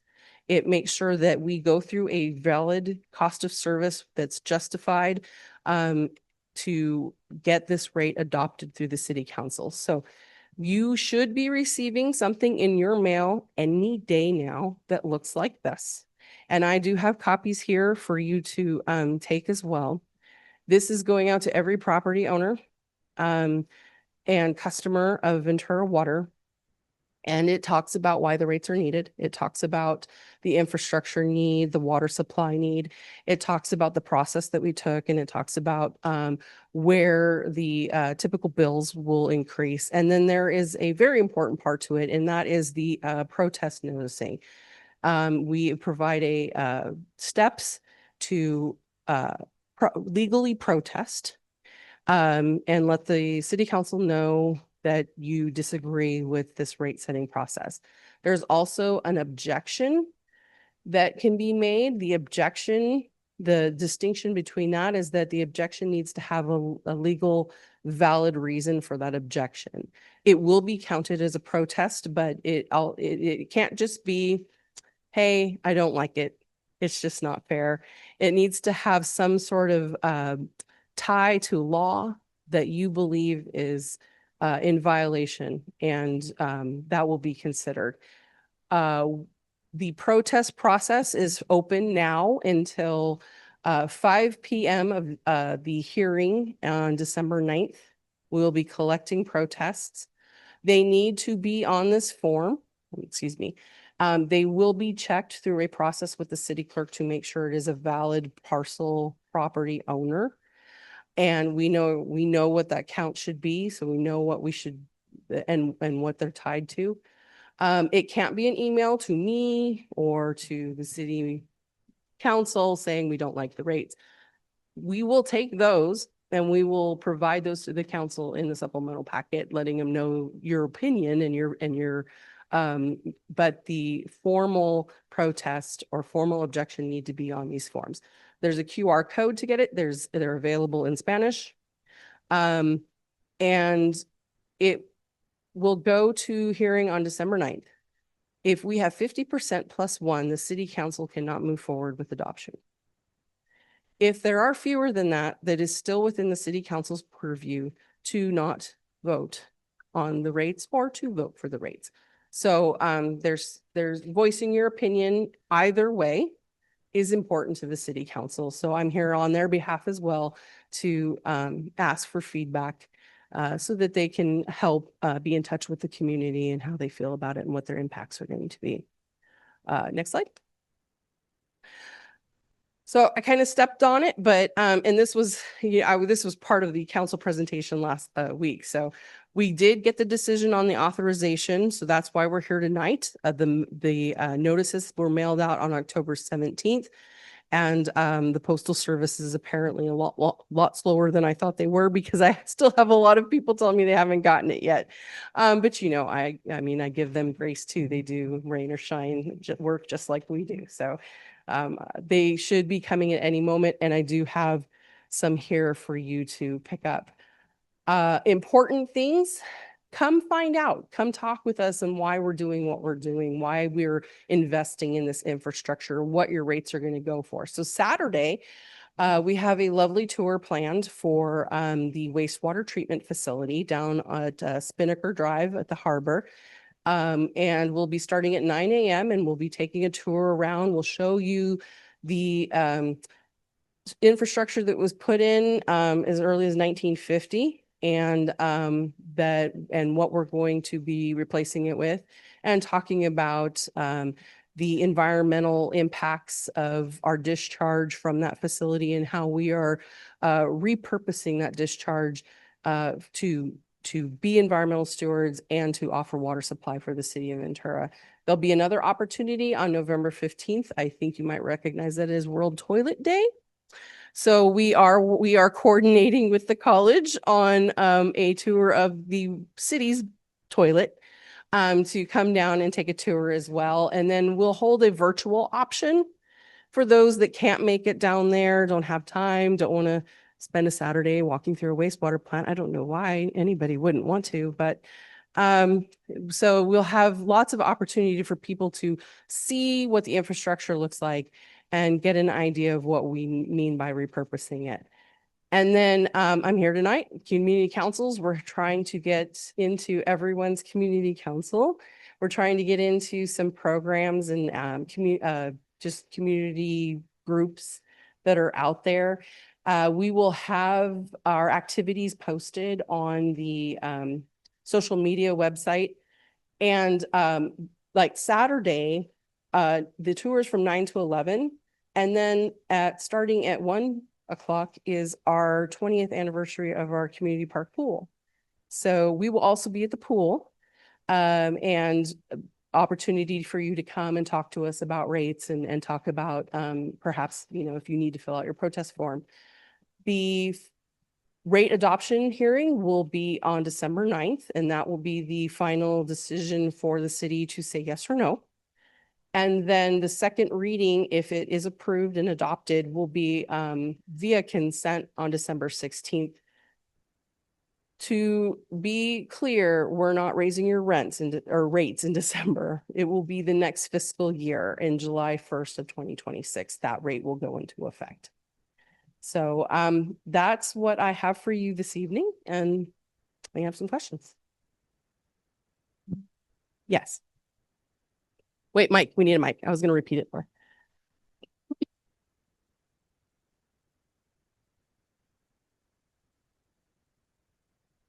If I understand correctly, part of the infrastructure is the water pure project. Yes, that is correct. We Okay. have several infrastructure projects. The Ventura Okay, but water pure is part of that. Yes. And the cost of that has doubled since it was first brought into being a few years back. So if you're raising rates almost 100% over the next 5 years, what's to keep you from raising them even more if the costs of that project escalate, since it's already gone over budget from originally planned? So the cost for the Ventura Water Pure program has evolved as the project has evolved. And we went from a feasibility on what was best suited for the city through an environmental impact report in 2019. And we took, with any construction project that goes through, there's the feasibility and you get a cost estimate. We brought in a design team to start working on the projects, finding out what actual pieces needed to be built. This project contains an ocean outfall, the advanced purification facility, groundwater piping and injection wells, and land purchase for those infrastructure pieces. So it's a multi-project program, and we have experienced cost inflation on the scale that everybody else has experienced, and because these are large city infrastructure projects, that scale of inflation is just so much higher. So we have worked with our design engineers to value engineer, keep costs low. We've implemented an insurance umbrella program where we're in control of what the insurance is going to be on these construction projects, so that we're not getting an inflated rate from our contractors. We've brought in construction teams early in the design to get a finer idea of what costs are going to be to construct it. And we've even gone back to the drawing board to do some more value engineering. So we have done a lot in keeping costs low. We've also gone out and received a low interest loan from the Water Infrastructure and Innovation Act, the WIFIA program. We have $173 million in a low interest loan to fund a portion of the Ventura Water Pure project. And we've received about $108 million in grant funding from the Bureau. Okay, so if the costs go beyond what you think they're going to be now, does that mean you won't be changing rates again till 2032? So the rates go through a process of a 10-year financial plan, but a 5-year rate setting. And so we will go back and go through a rate setting process in 5 years to determine what our cost of service is then. It could be dependent on a lot of things, not just the Ventura Water program. But because we're further along in the development of this program, and some of the items have been completed, some of them are entering into construction, that increase in risk of cost, or that risk of increased cost, is lower moving forward. So we have a better idea of where the costs are going to be. Now that's dependent on outside factors. We have a government that is going through a shutdown, and the implications down the road if we start seeing inflationary factors again. And these are all things that we will come back and we'll reassess. We have our financial advisors, we have our finance department, and reassess how much is needed and how much increases. Well, all right. We're just at the end of a 5-year rate adjustment, and now we're getting another one for another 5 years with bigger increases. I don't see it ever leveling off. You're just putting it on the backs of the ratepayers. Well, if you look at what the city is doing right now in construction, and we have these major infrastructure projects. So the Ventura Water Pier program, we have a wastewater treatment facility on top of that that needs to be upgraded. It's near failure. And in order to meet compliance with state regulations, we need to address that. And then we have our state water interconnect project as well, where we're building a pipeline to connect through Callegas and bring in our state water allocation to help bolster our water supply portfolio and keep us in water service. So there's a lot of investment in this through this rate cycle that we're getting through. And it's not to say that in the next coming rate cycle, we take an assessment and we've paid through those big chunks and it could be more stable. I hope so. Marco. We're going to go to Vondi on Zoom. Hi, this is Henry, Vondi and Henry. I have a question regarding the wastewater treatment plant down there on Harbor Boulevard. Throughout the summer, I pass the treatment plant every weekend, and depending on the way the wind blows, the smell is horrific coming off the plant. Luckily, I don't live in that area, but if the wind is blowing from the south, those liveaboards and living in the harbor and the mobile home park and the subsequent areas near it, I'm sure there's being bathed in horrific waste water smells. What is being done to mitigate that smell coming off the wastewater plant? Are you guys planning to cover up the open tanks or what? I mean, obviously it's gets pretty noxious driving past that place during the summertime. Thank you for the question. I'll tell you, as a 23-year operator, those smells mean different things to me and how the process is working. But this is a great opportunity to come down to the wastewater plant and see. You're correct. The technology that was built in 1950 was open technology, and nobody really built around a wastewater plant. There was always, if you go to any community, it's usually down at the end, right, where it's out of the way. But yes, the newer technology that we are developing, the membrane bioreactor, these are all going to be in smaller, it's a smaller footprint, smaller containers covered. We do currently have odor scrubbers and odor control to make sure that we meet with compliance. But yeah, that will be addressed when we upgrade this wastewater facility. Sorry, Henry, I had to mute you because there was some feedback. Do you have any follow-up? Yeah, I have one follow-up question.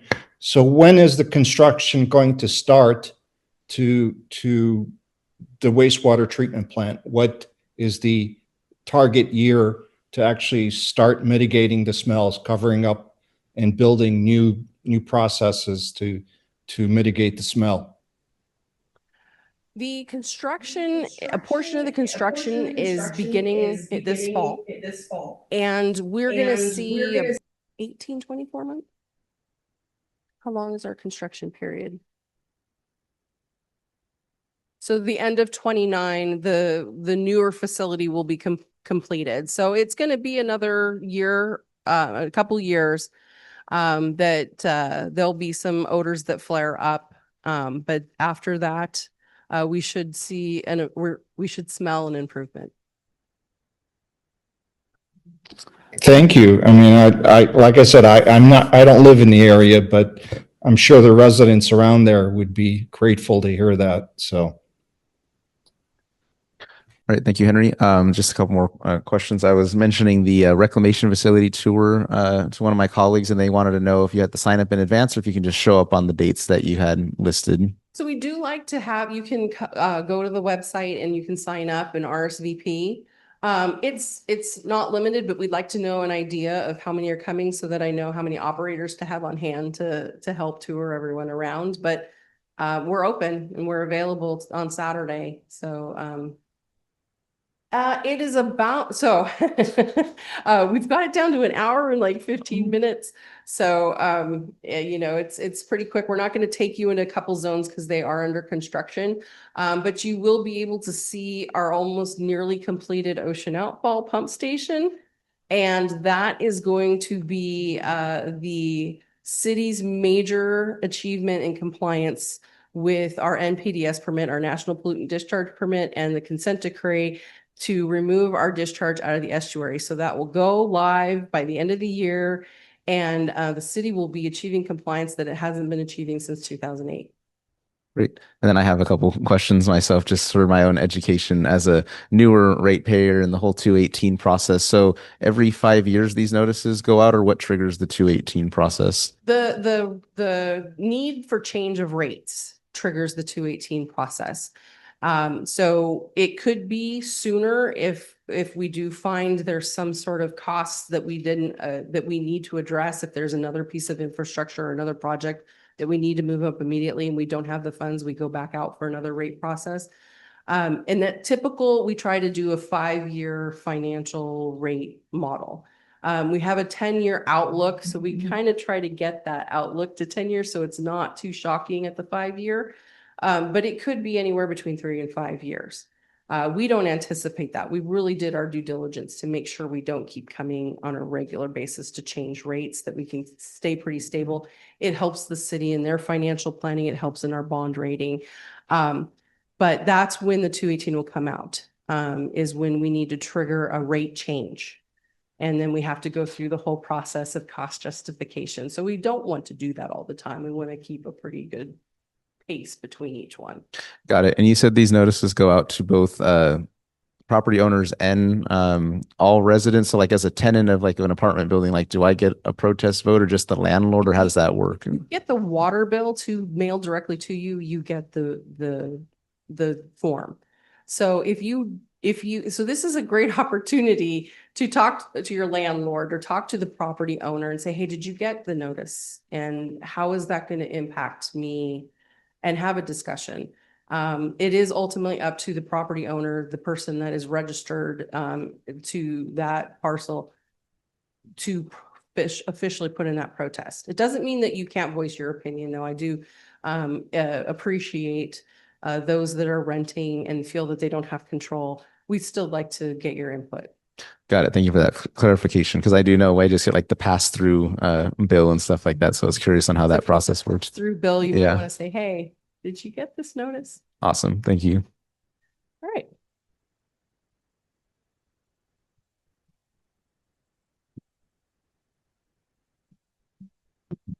So I had a couple questions. Will the slides be available for review later? Because I couldn't write down fast enough when it popped up. One of the things I was going to say is that we post this whole video. So if at the end of this, if you have questions or if you didn't hear something or something didn't make sense, entire video will be posted on our website at caccventura.com. Okay, great. Thank you. And Barbara, I then will provide those slides to you too. okay, thank you. And then because it's pretty complicated and it takes me a while to digest some of that. A year to stuff. develop it. So yes. Okay, thank you. Then I wonder about so people who have opted to receive their bill via email, will we get it in the mail too, a hard copy? Yes, you have a physical address tied Okay. to your meter Yeah. in your usage, and that will go to you. Okay, great. And then so I wonder about the thing where you said about the 218 Prop 218. And then you said that if once you go through this process, and it's something about 50% plus one objections, so that means there wouldn't be approval for a rate change, or has that rate change already? Is it just a done deal and we all have to kind of, ramp up every, time it needs to happen? So I guess my question is really, in the event there's enough people who say, yeah, we don't like it, even though there should be a legal, as you clarified, reason. What would happen if there's like some legal thing that doesn't allow you to continue with the rate, hikes? Well, thank you. First, I'll go back through the process. So it is not a done deal. It is a requirement that we come to the public and we put that out there and we receive those protests. So it's a protest of 50+1. And if that is achieved by the time of the hearing, then the rate adoption doesn't go through. The city council can't say, we want to vote for it anyway. We have to step back. It was not approved by a majority of the ratepayers. If that doesn't happen, and the numbers are there, that it's very hard to get 50+1. It's not that it's impossible, but in a large community count such as Ventura, it could be. It is still the council's discretion to vote for it or not. If this rate process doesn't approve, if these rates don't get approved, we go back and look at the cost of service, and we look at we will ask for direction through the city council and through deliberation with the water commission on where we feel the priorities need to be. It is a risk to pull back on anything that we've put into this rate structure.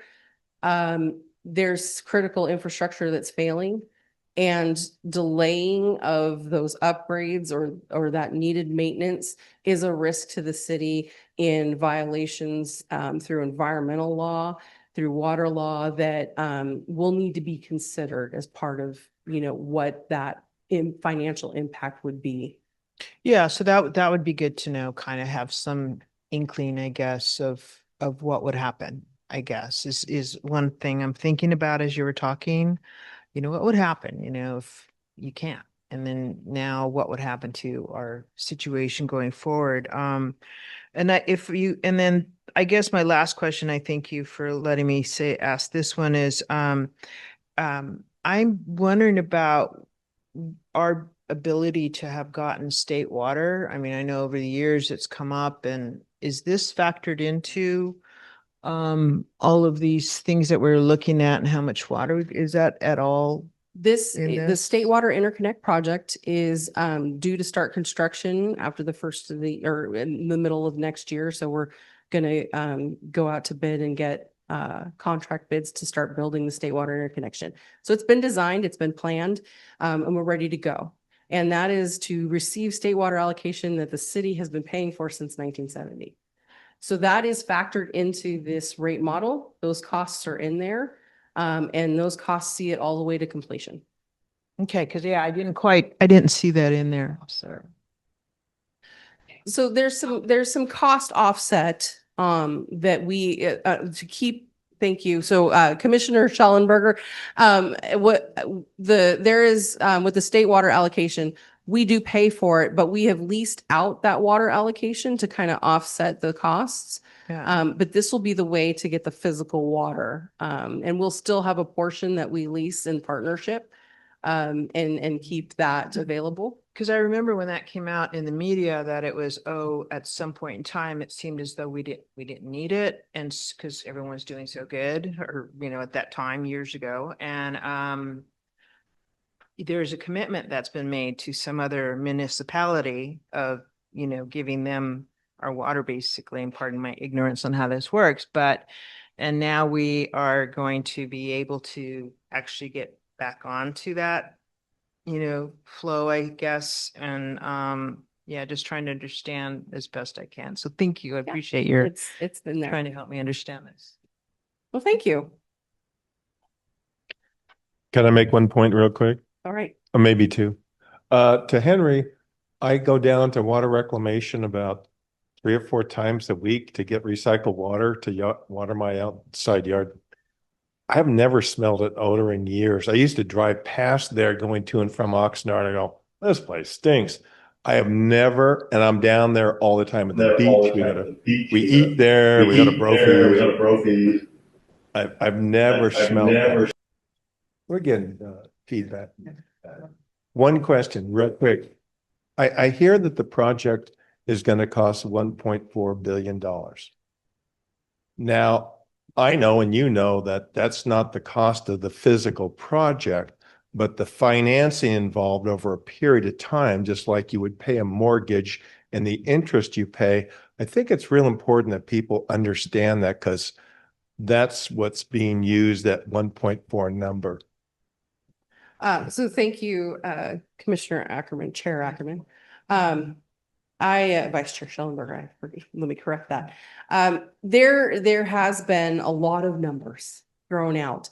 And there have been, we have gone through cost estimations. Linda and we brought this project over 75 times to council to give updates. There are two big projects involved in Ventura Water Pure, and the Ventura Water Pure is really the group of people that are managing those projects. And the funding is sort of tied to it. So the Ventura Water Pure, the advanced purification facilities needed to bring additional water supply to the city. That's a estimated cost right now at $373 million. The membrane bioreactor is the upgrade to the wastewater facility, the necessary upgrade to not have the earthquake bring us down. And I don't know if any of you can try to imagine what it would be like to not have wastewater treatment, but it would be catastrophic to the community and the environment. And that's running at about $302 million estimate. And what the $1.4 billion estimate or number that's thrown out there is sort of that payment over 30 years. The bond payments, the amortization. And so that's spread out over the lifetime cycle of paying for these projects. So it's not an immediate 1.4 billion. Thank you for your question. I just,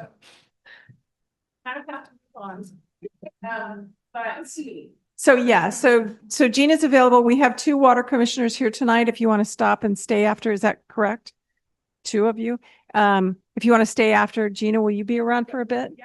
So Gina will be around for a bit, so we can all ask questions at that point. I do have other speakers, and I didn't want them to lose their time. So next up, I would like to introduce to us our Ventura Unified School District Board of Trustee, Shannon Trenny. Well, I don't even know if Shannon Trenny Fredericks. Yeah, Fredericks. Anyway, awesome. Thank you. All right. Well, I will start. It's been a month and we've had a lot going on in the district. I'll start with about 2 weeks ago, we had a town hall in order to discuss our surplus properties. We have 3 properties currently that are out for RFP, and we have the Jewett Estate, which is an agricultural area out on the east end. We have the former Avenue School, which is on Ventura Avenue, and also the former Washington School, which is on McMillan, Midtown. And all 3 of those are up for the request for proposal bids right now. And that period will close December 4th. And so at our town hall, we were presenting the properties, the limitations, the benefits, and we are currently seeking for people in the community to give us their ideas. We know that in particular, the Avenue property, there is a group that is working on an RFP for a trade school for our neurodivergent kiddos that are adults aging out of our school district. That's one proposal that has been suggested. We also know that Ventura Housing, formerly Housing Authority, City of Ventura, has some plans in the works for a couple of those properties. So the main thing I'd like to bring home there is just the fact that the bidding or the proposals will be closed December 4th, and they will come to the board end of January, beginning of February. And essentially, we get to choose from the proposals that are given to us. So if there's something that you are impassioned about, I would encourage anyone in the community in order to look at our RFP proposal, create a proposal if you're interested, and that can be found on our district website. Because we can't add things, we can only choose from the proposals we're given. So that's our limitation. Last night we had a budget meeting. It's the first of 2 budget meetings. The next one will be Thursday. Let me check my notes to make sure I give you the right date. The 6th of November at 4:30. And we have mixed bag of good news, bad news. The most difficult news is, in addition to the fact that we're already going in a budget deficit. Many of you followed our budget issues back in the spring, and we had significant layoffs, and we still remain in a significant deficit. And compounding that, we anticipated for a decrease of enrollment of 200 students, which has been roughly what we've been having every year. And this year, our numbers look more like we're down 300 students. So that is a reduction in the amount of funding that we're going to be getting through ADA. In addition, one of the groups that we are seeing a reduction in is our unduplicated count. These are our students, foster, homeless, students with language learners. There's a whole group of students that we get kind of extra funding in order to be able to meet their needs. And we've been maintaining about 60%, and that looks like it is dropping down to about 58%, which is a 3-year formula, but over time that's going to be impacting our ongoing year-to-year funding as well. Some glimmers of hope. The district has been looking forward.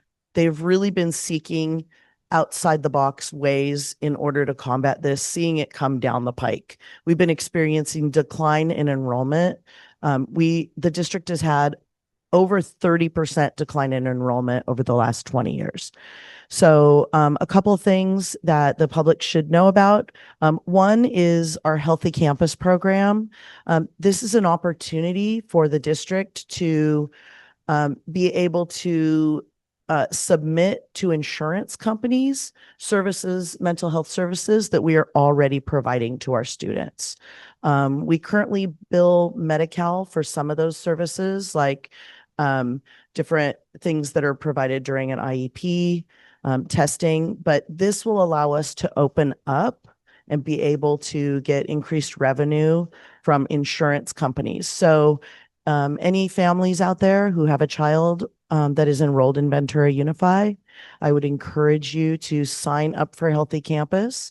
If your child receives any counseling or mental health services through the district, it will not cost the families anything, but it gives the district an opportunity to be able to move forward and potentially have another source of income to maintain our mental health services for our students. We're looking at a projected $2 million a year income from Healthy Campus. Solar, I'm sure you're all aware, all of our solar is in. We have the good portion of it up and running.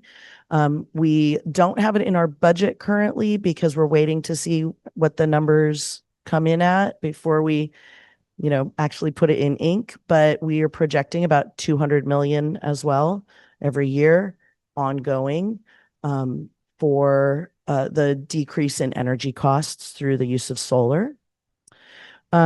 We are hopeful that the Inflation Reduction Act, we're hoping for a potential for a $9 million rebate. But again, it's up in the air right now. We don't know how things are going.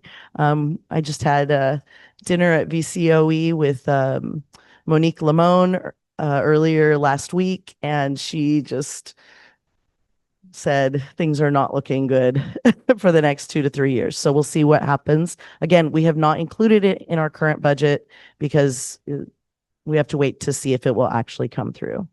And then one more area that parents should be aware of is attendance. We dropped to a low of about 90% coming out of COVID, and we've slowly worked our way up. Last year, we had about a 94% attendance. Again, schools get funding based on our ADA. So I have good news to report in that it appears as if we will be hitting 95%, which is an improvement. And that 1% will be about a $600,000 improvement in our ADA year over year for the projections going forward. So I would just encourage families. I know like a Wednesday afternoon is a great day to take your kids to Disneyland because it's not crowded. However, I am literally begging you to please get your kids to school, because every day that they are present allows us to have money in our general fund.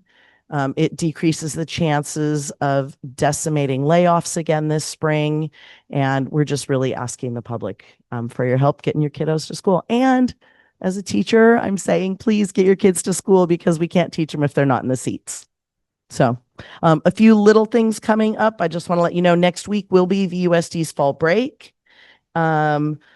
Also, we have a few job openings for paraeducators and campus supervisors. If anyone is interested in work opportunities, please check out our website. Locally, Buena will be having a Dia de los Muertos event Tuesday, November 4th from 6 to 8 p.m. And selfishly, I want to tell you about their Macbeth production. My oldest will be in the role of Macbeth. And that will be 2 weekends in November, the 6th, 7th, 8th, and then the 13th, 14th, 15th. And as a classroom teacher, I cannot help myself, but 6th, 7th, 8th. So my students would be disappointed if I didn't take that opportunity. Questions? Sorry, I know that was a lot.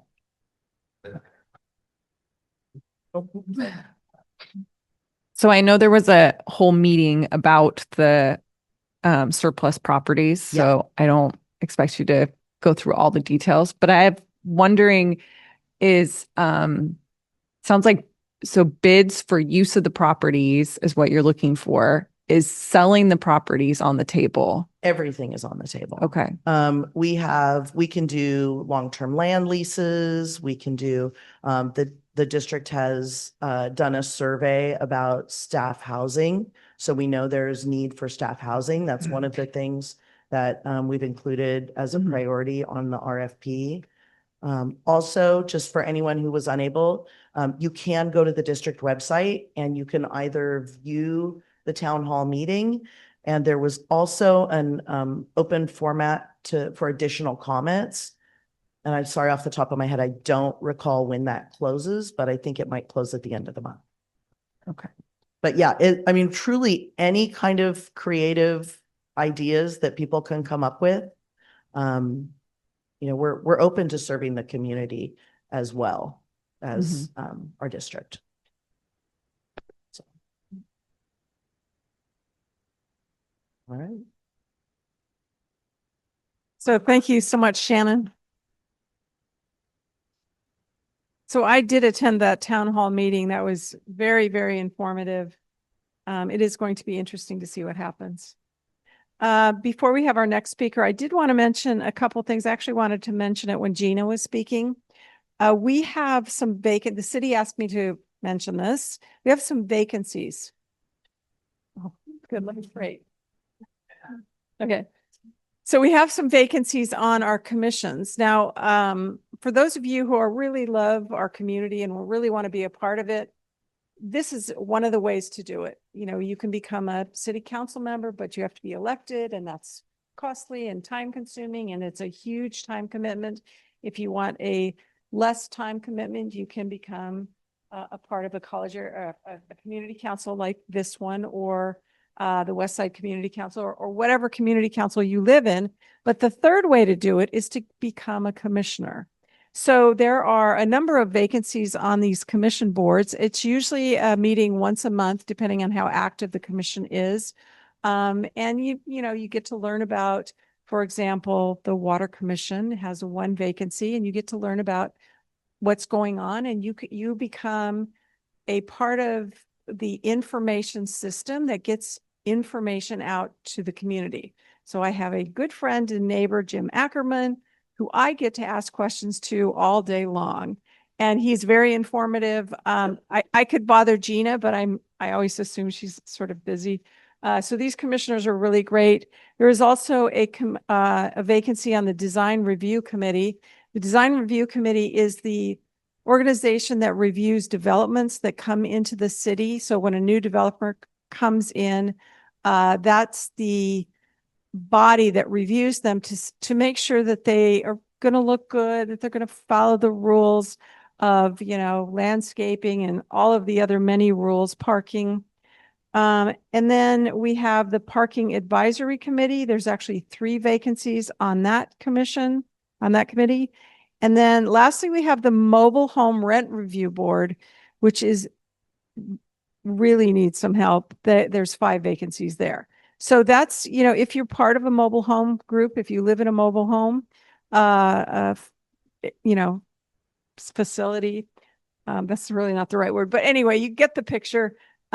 This Mobile Home Review Board, they have been important in the past of Ventura to keep rates reasonable and affordable for people to live in, to make sure that the quality of life stays very high in the mobile home. So if you know someone that lives in a mobile home, you may want to recommend this. I will say we have some really nice mobile homes in our community.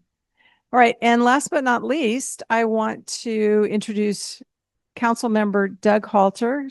Doug, are you there? I am. So Doug is coming from us from Puerto Vallarta. Yes. And it's So- working so far. Go ahead, Doug. Okay. Thanks, Barbara. Thanks, Barbara. Yeah, we had a little bit, nowadays is not any extra time. It seems like there's so many things going on, and I want to be involved in everything. So I wish I could be there in person, but I know Zoom is also allowed on the College Community Council. When you have a partner, sometimes they got to make sacrifices, but nonetheless, I'm in Puerto Vallarta for 3 days, and I'll be back on Saturday. But I wanted to just give a basic update and ask if there's any questions more than anything. I see a lot of you, especially the College Community Council, in council session quite often. I know you're very active, so I really appreciate that. And back away from the camera. And but as you know, you just heard from the water department, and I've been online for a while, so I heard most of that yet again. We have gone through, I can't even name how many meetings. I think since I got elected 5 years ago, probably at least 20 meetings dedicated to water, probably 1,000 documents given to us to read, maybe it's more, that's probably conservative. And I just want to assure you, first and foremost, is that I don't think there's any of us that want to spend this kind of money on any project. It's a lot of money. The reality is, when you start weighing all the factoids, all the different pieces to this, and how we got to where we're at, it's something that I felt that after 13 years of working in this direction, we had no real option yet move forward. And even 2 of the council members who did vote no, it was more of a protest on water rates, because none of us want to see the rates go up, because they both in their deliberation said the same thing, that there really is not another option that we see in moving forward. If we want to make Ventura sustainable and continue to provide water, which the city desperately needs. But I can answer questions on that, but you just heard a whole presentation. I just want to share that viewpoint. And secondly, though, is last night was another big night, because after 5 years and 33 meetings for the general plan, we actually voted on the final version of the general plan. And that's pretty major. And again, there's no process that I've seen that's been perfect. Matter of fact, I think a lot of us will agree that have been around a long time. I believe that the visioning process back in 1999 was probably the best process I've ever seen in the city of Ventura. There were some hiccups, I think, in our process with this general plan, but I got to tell you that I believe what we ended up with at the end of the night last night was really a really good general plan, a really good conclusion. I think the insight, the commitment by the public and by our committee and by staff and those of us council members that were involved with it for 5 years is astounding.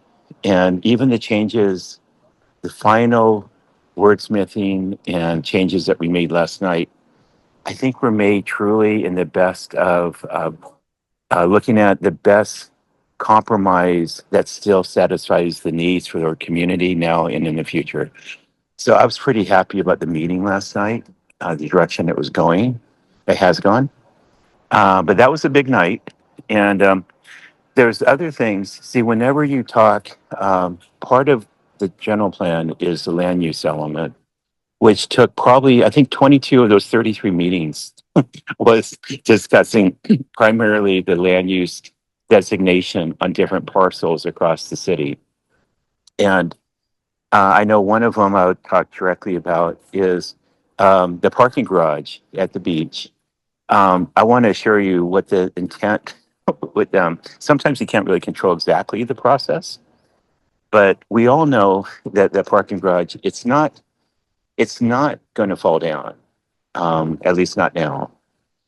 It's taking a lot of money and Band-Aids to keep it standing and usable. And as you know, for about 8 years, at least half of that parking garage was fenced off from being used. Not because it was going to fall down. We wouldn't allow, obviously, a restaurant to be in part of it if that was the case. But it's really because of the stairways. You can't have stair access, and the stairways themselves lacked significant or heavily compromised. Then we had to fence those off. But nonetheless, we know this parking garage is at the end of its useful life. We know that we can't keep putting in $1 million to $3 million a year to keep it standing. So with that, last year, I think it's been a year and a half ago, we gave staff permission to go out and seek input on if this became surplus property at some point. It's not something the city would ever sell. It's a rental situation, but still it'd be for a different use, something different, something more than what's there now. Who would be interested and what would that interest look like? And I think we all know our values here in Ventura is ocean views, protecting our environment, complementing our neighborhoods with architecture, which is why I'm so adamant about objective design standards so that new projects actually do that job, which I feel hasn't really been done in the last 8 years or so. But all that said is the staff went out for an RFI, a request for interest. That to them, the way staff's moving forward with this parcel, that's the beginning, only the beginning of discussion of what we want to see, or if anything, on that parcel. So I think it came as a surprise. I had to mention that because I think it came as a surprise to some people that came to the economic development meeting, where we were first, after 3 months of staff having these projects, there's 3 potential concepts that were, and all we saw was a picture. That's all we saw in that meeting. But it did raise a lot of dander, and I totally understand why. But truly, there will be a huge public comment segment of doing anything with that parcel and a complete project, what do you call it, a description, something more than just a picture, which I think didn't please a lot of us. But really just what the interest is. And honestly, who wouldn't be interested in trying to do something on coastal California, you know? But we know our restrictions, and the only restrictions that the city had put out for the RFI was it can't be any taller than our tallest building in the city, if that at all. Most of us know under 5 and probably 3 and 4 are the right answers. But we know if we also had the restriction of keeping 350 parking spaces. And that structure is already 4.5 stories tall. So that's why it's like, hey, it's an RFI.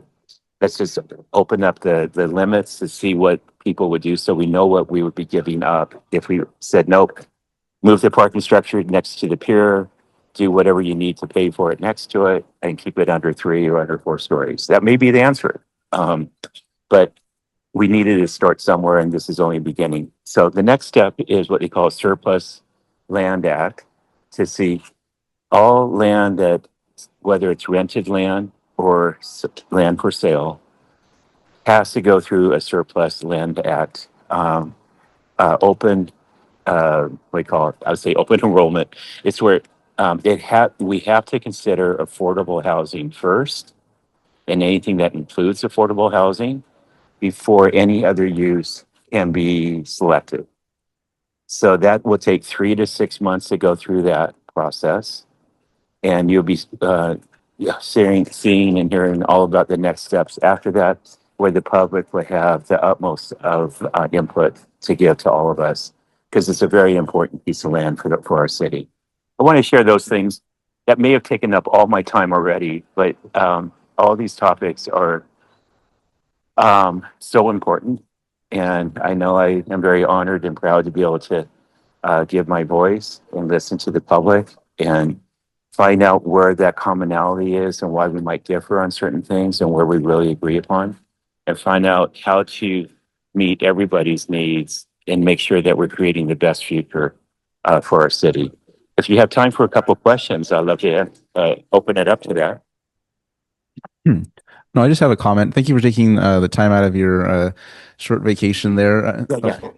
Can anyone hear? Yeah, can you hear us? Oh, yeah. I can hear you. Thank you. Just a quick comment. Just next time, just let Randy hold the camera. That's all. It was a laugh. Oh, have I been here. moving around? I'm so sorry. I had to step out of the restaurant to go on finally.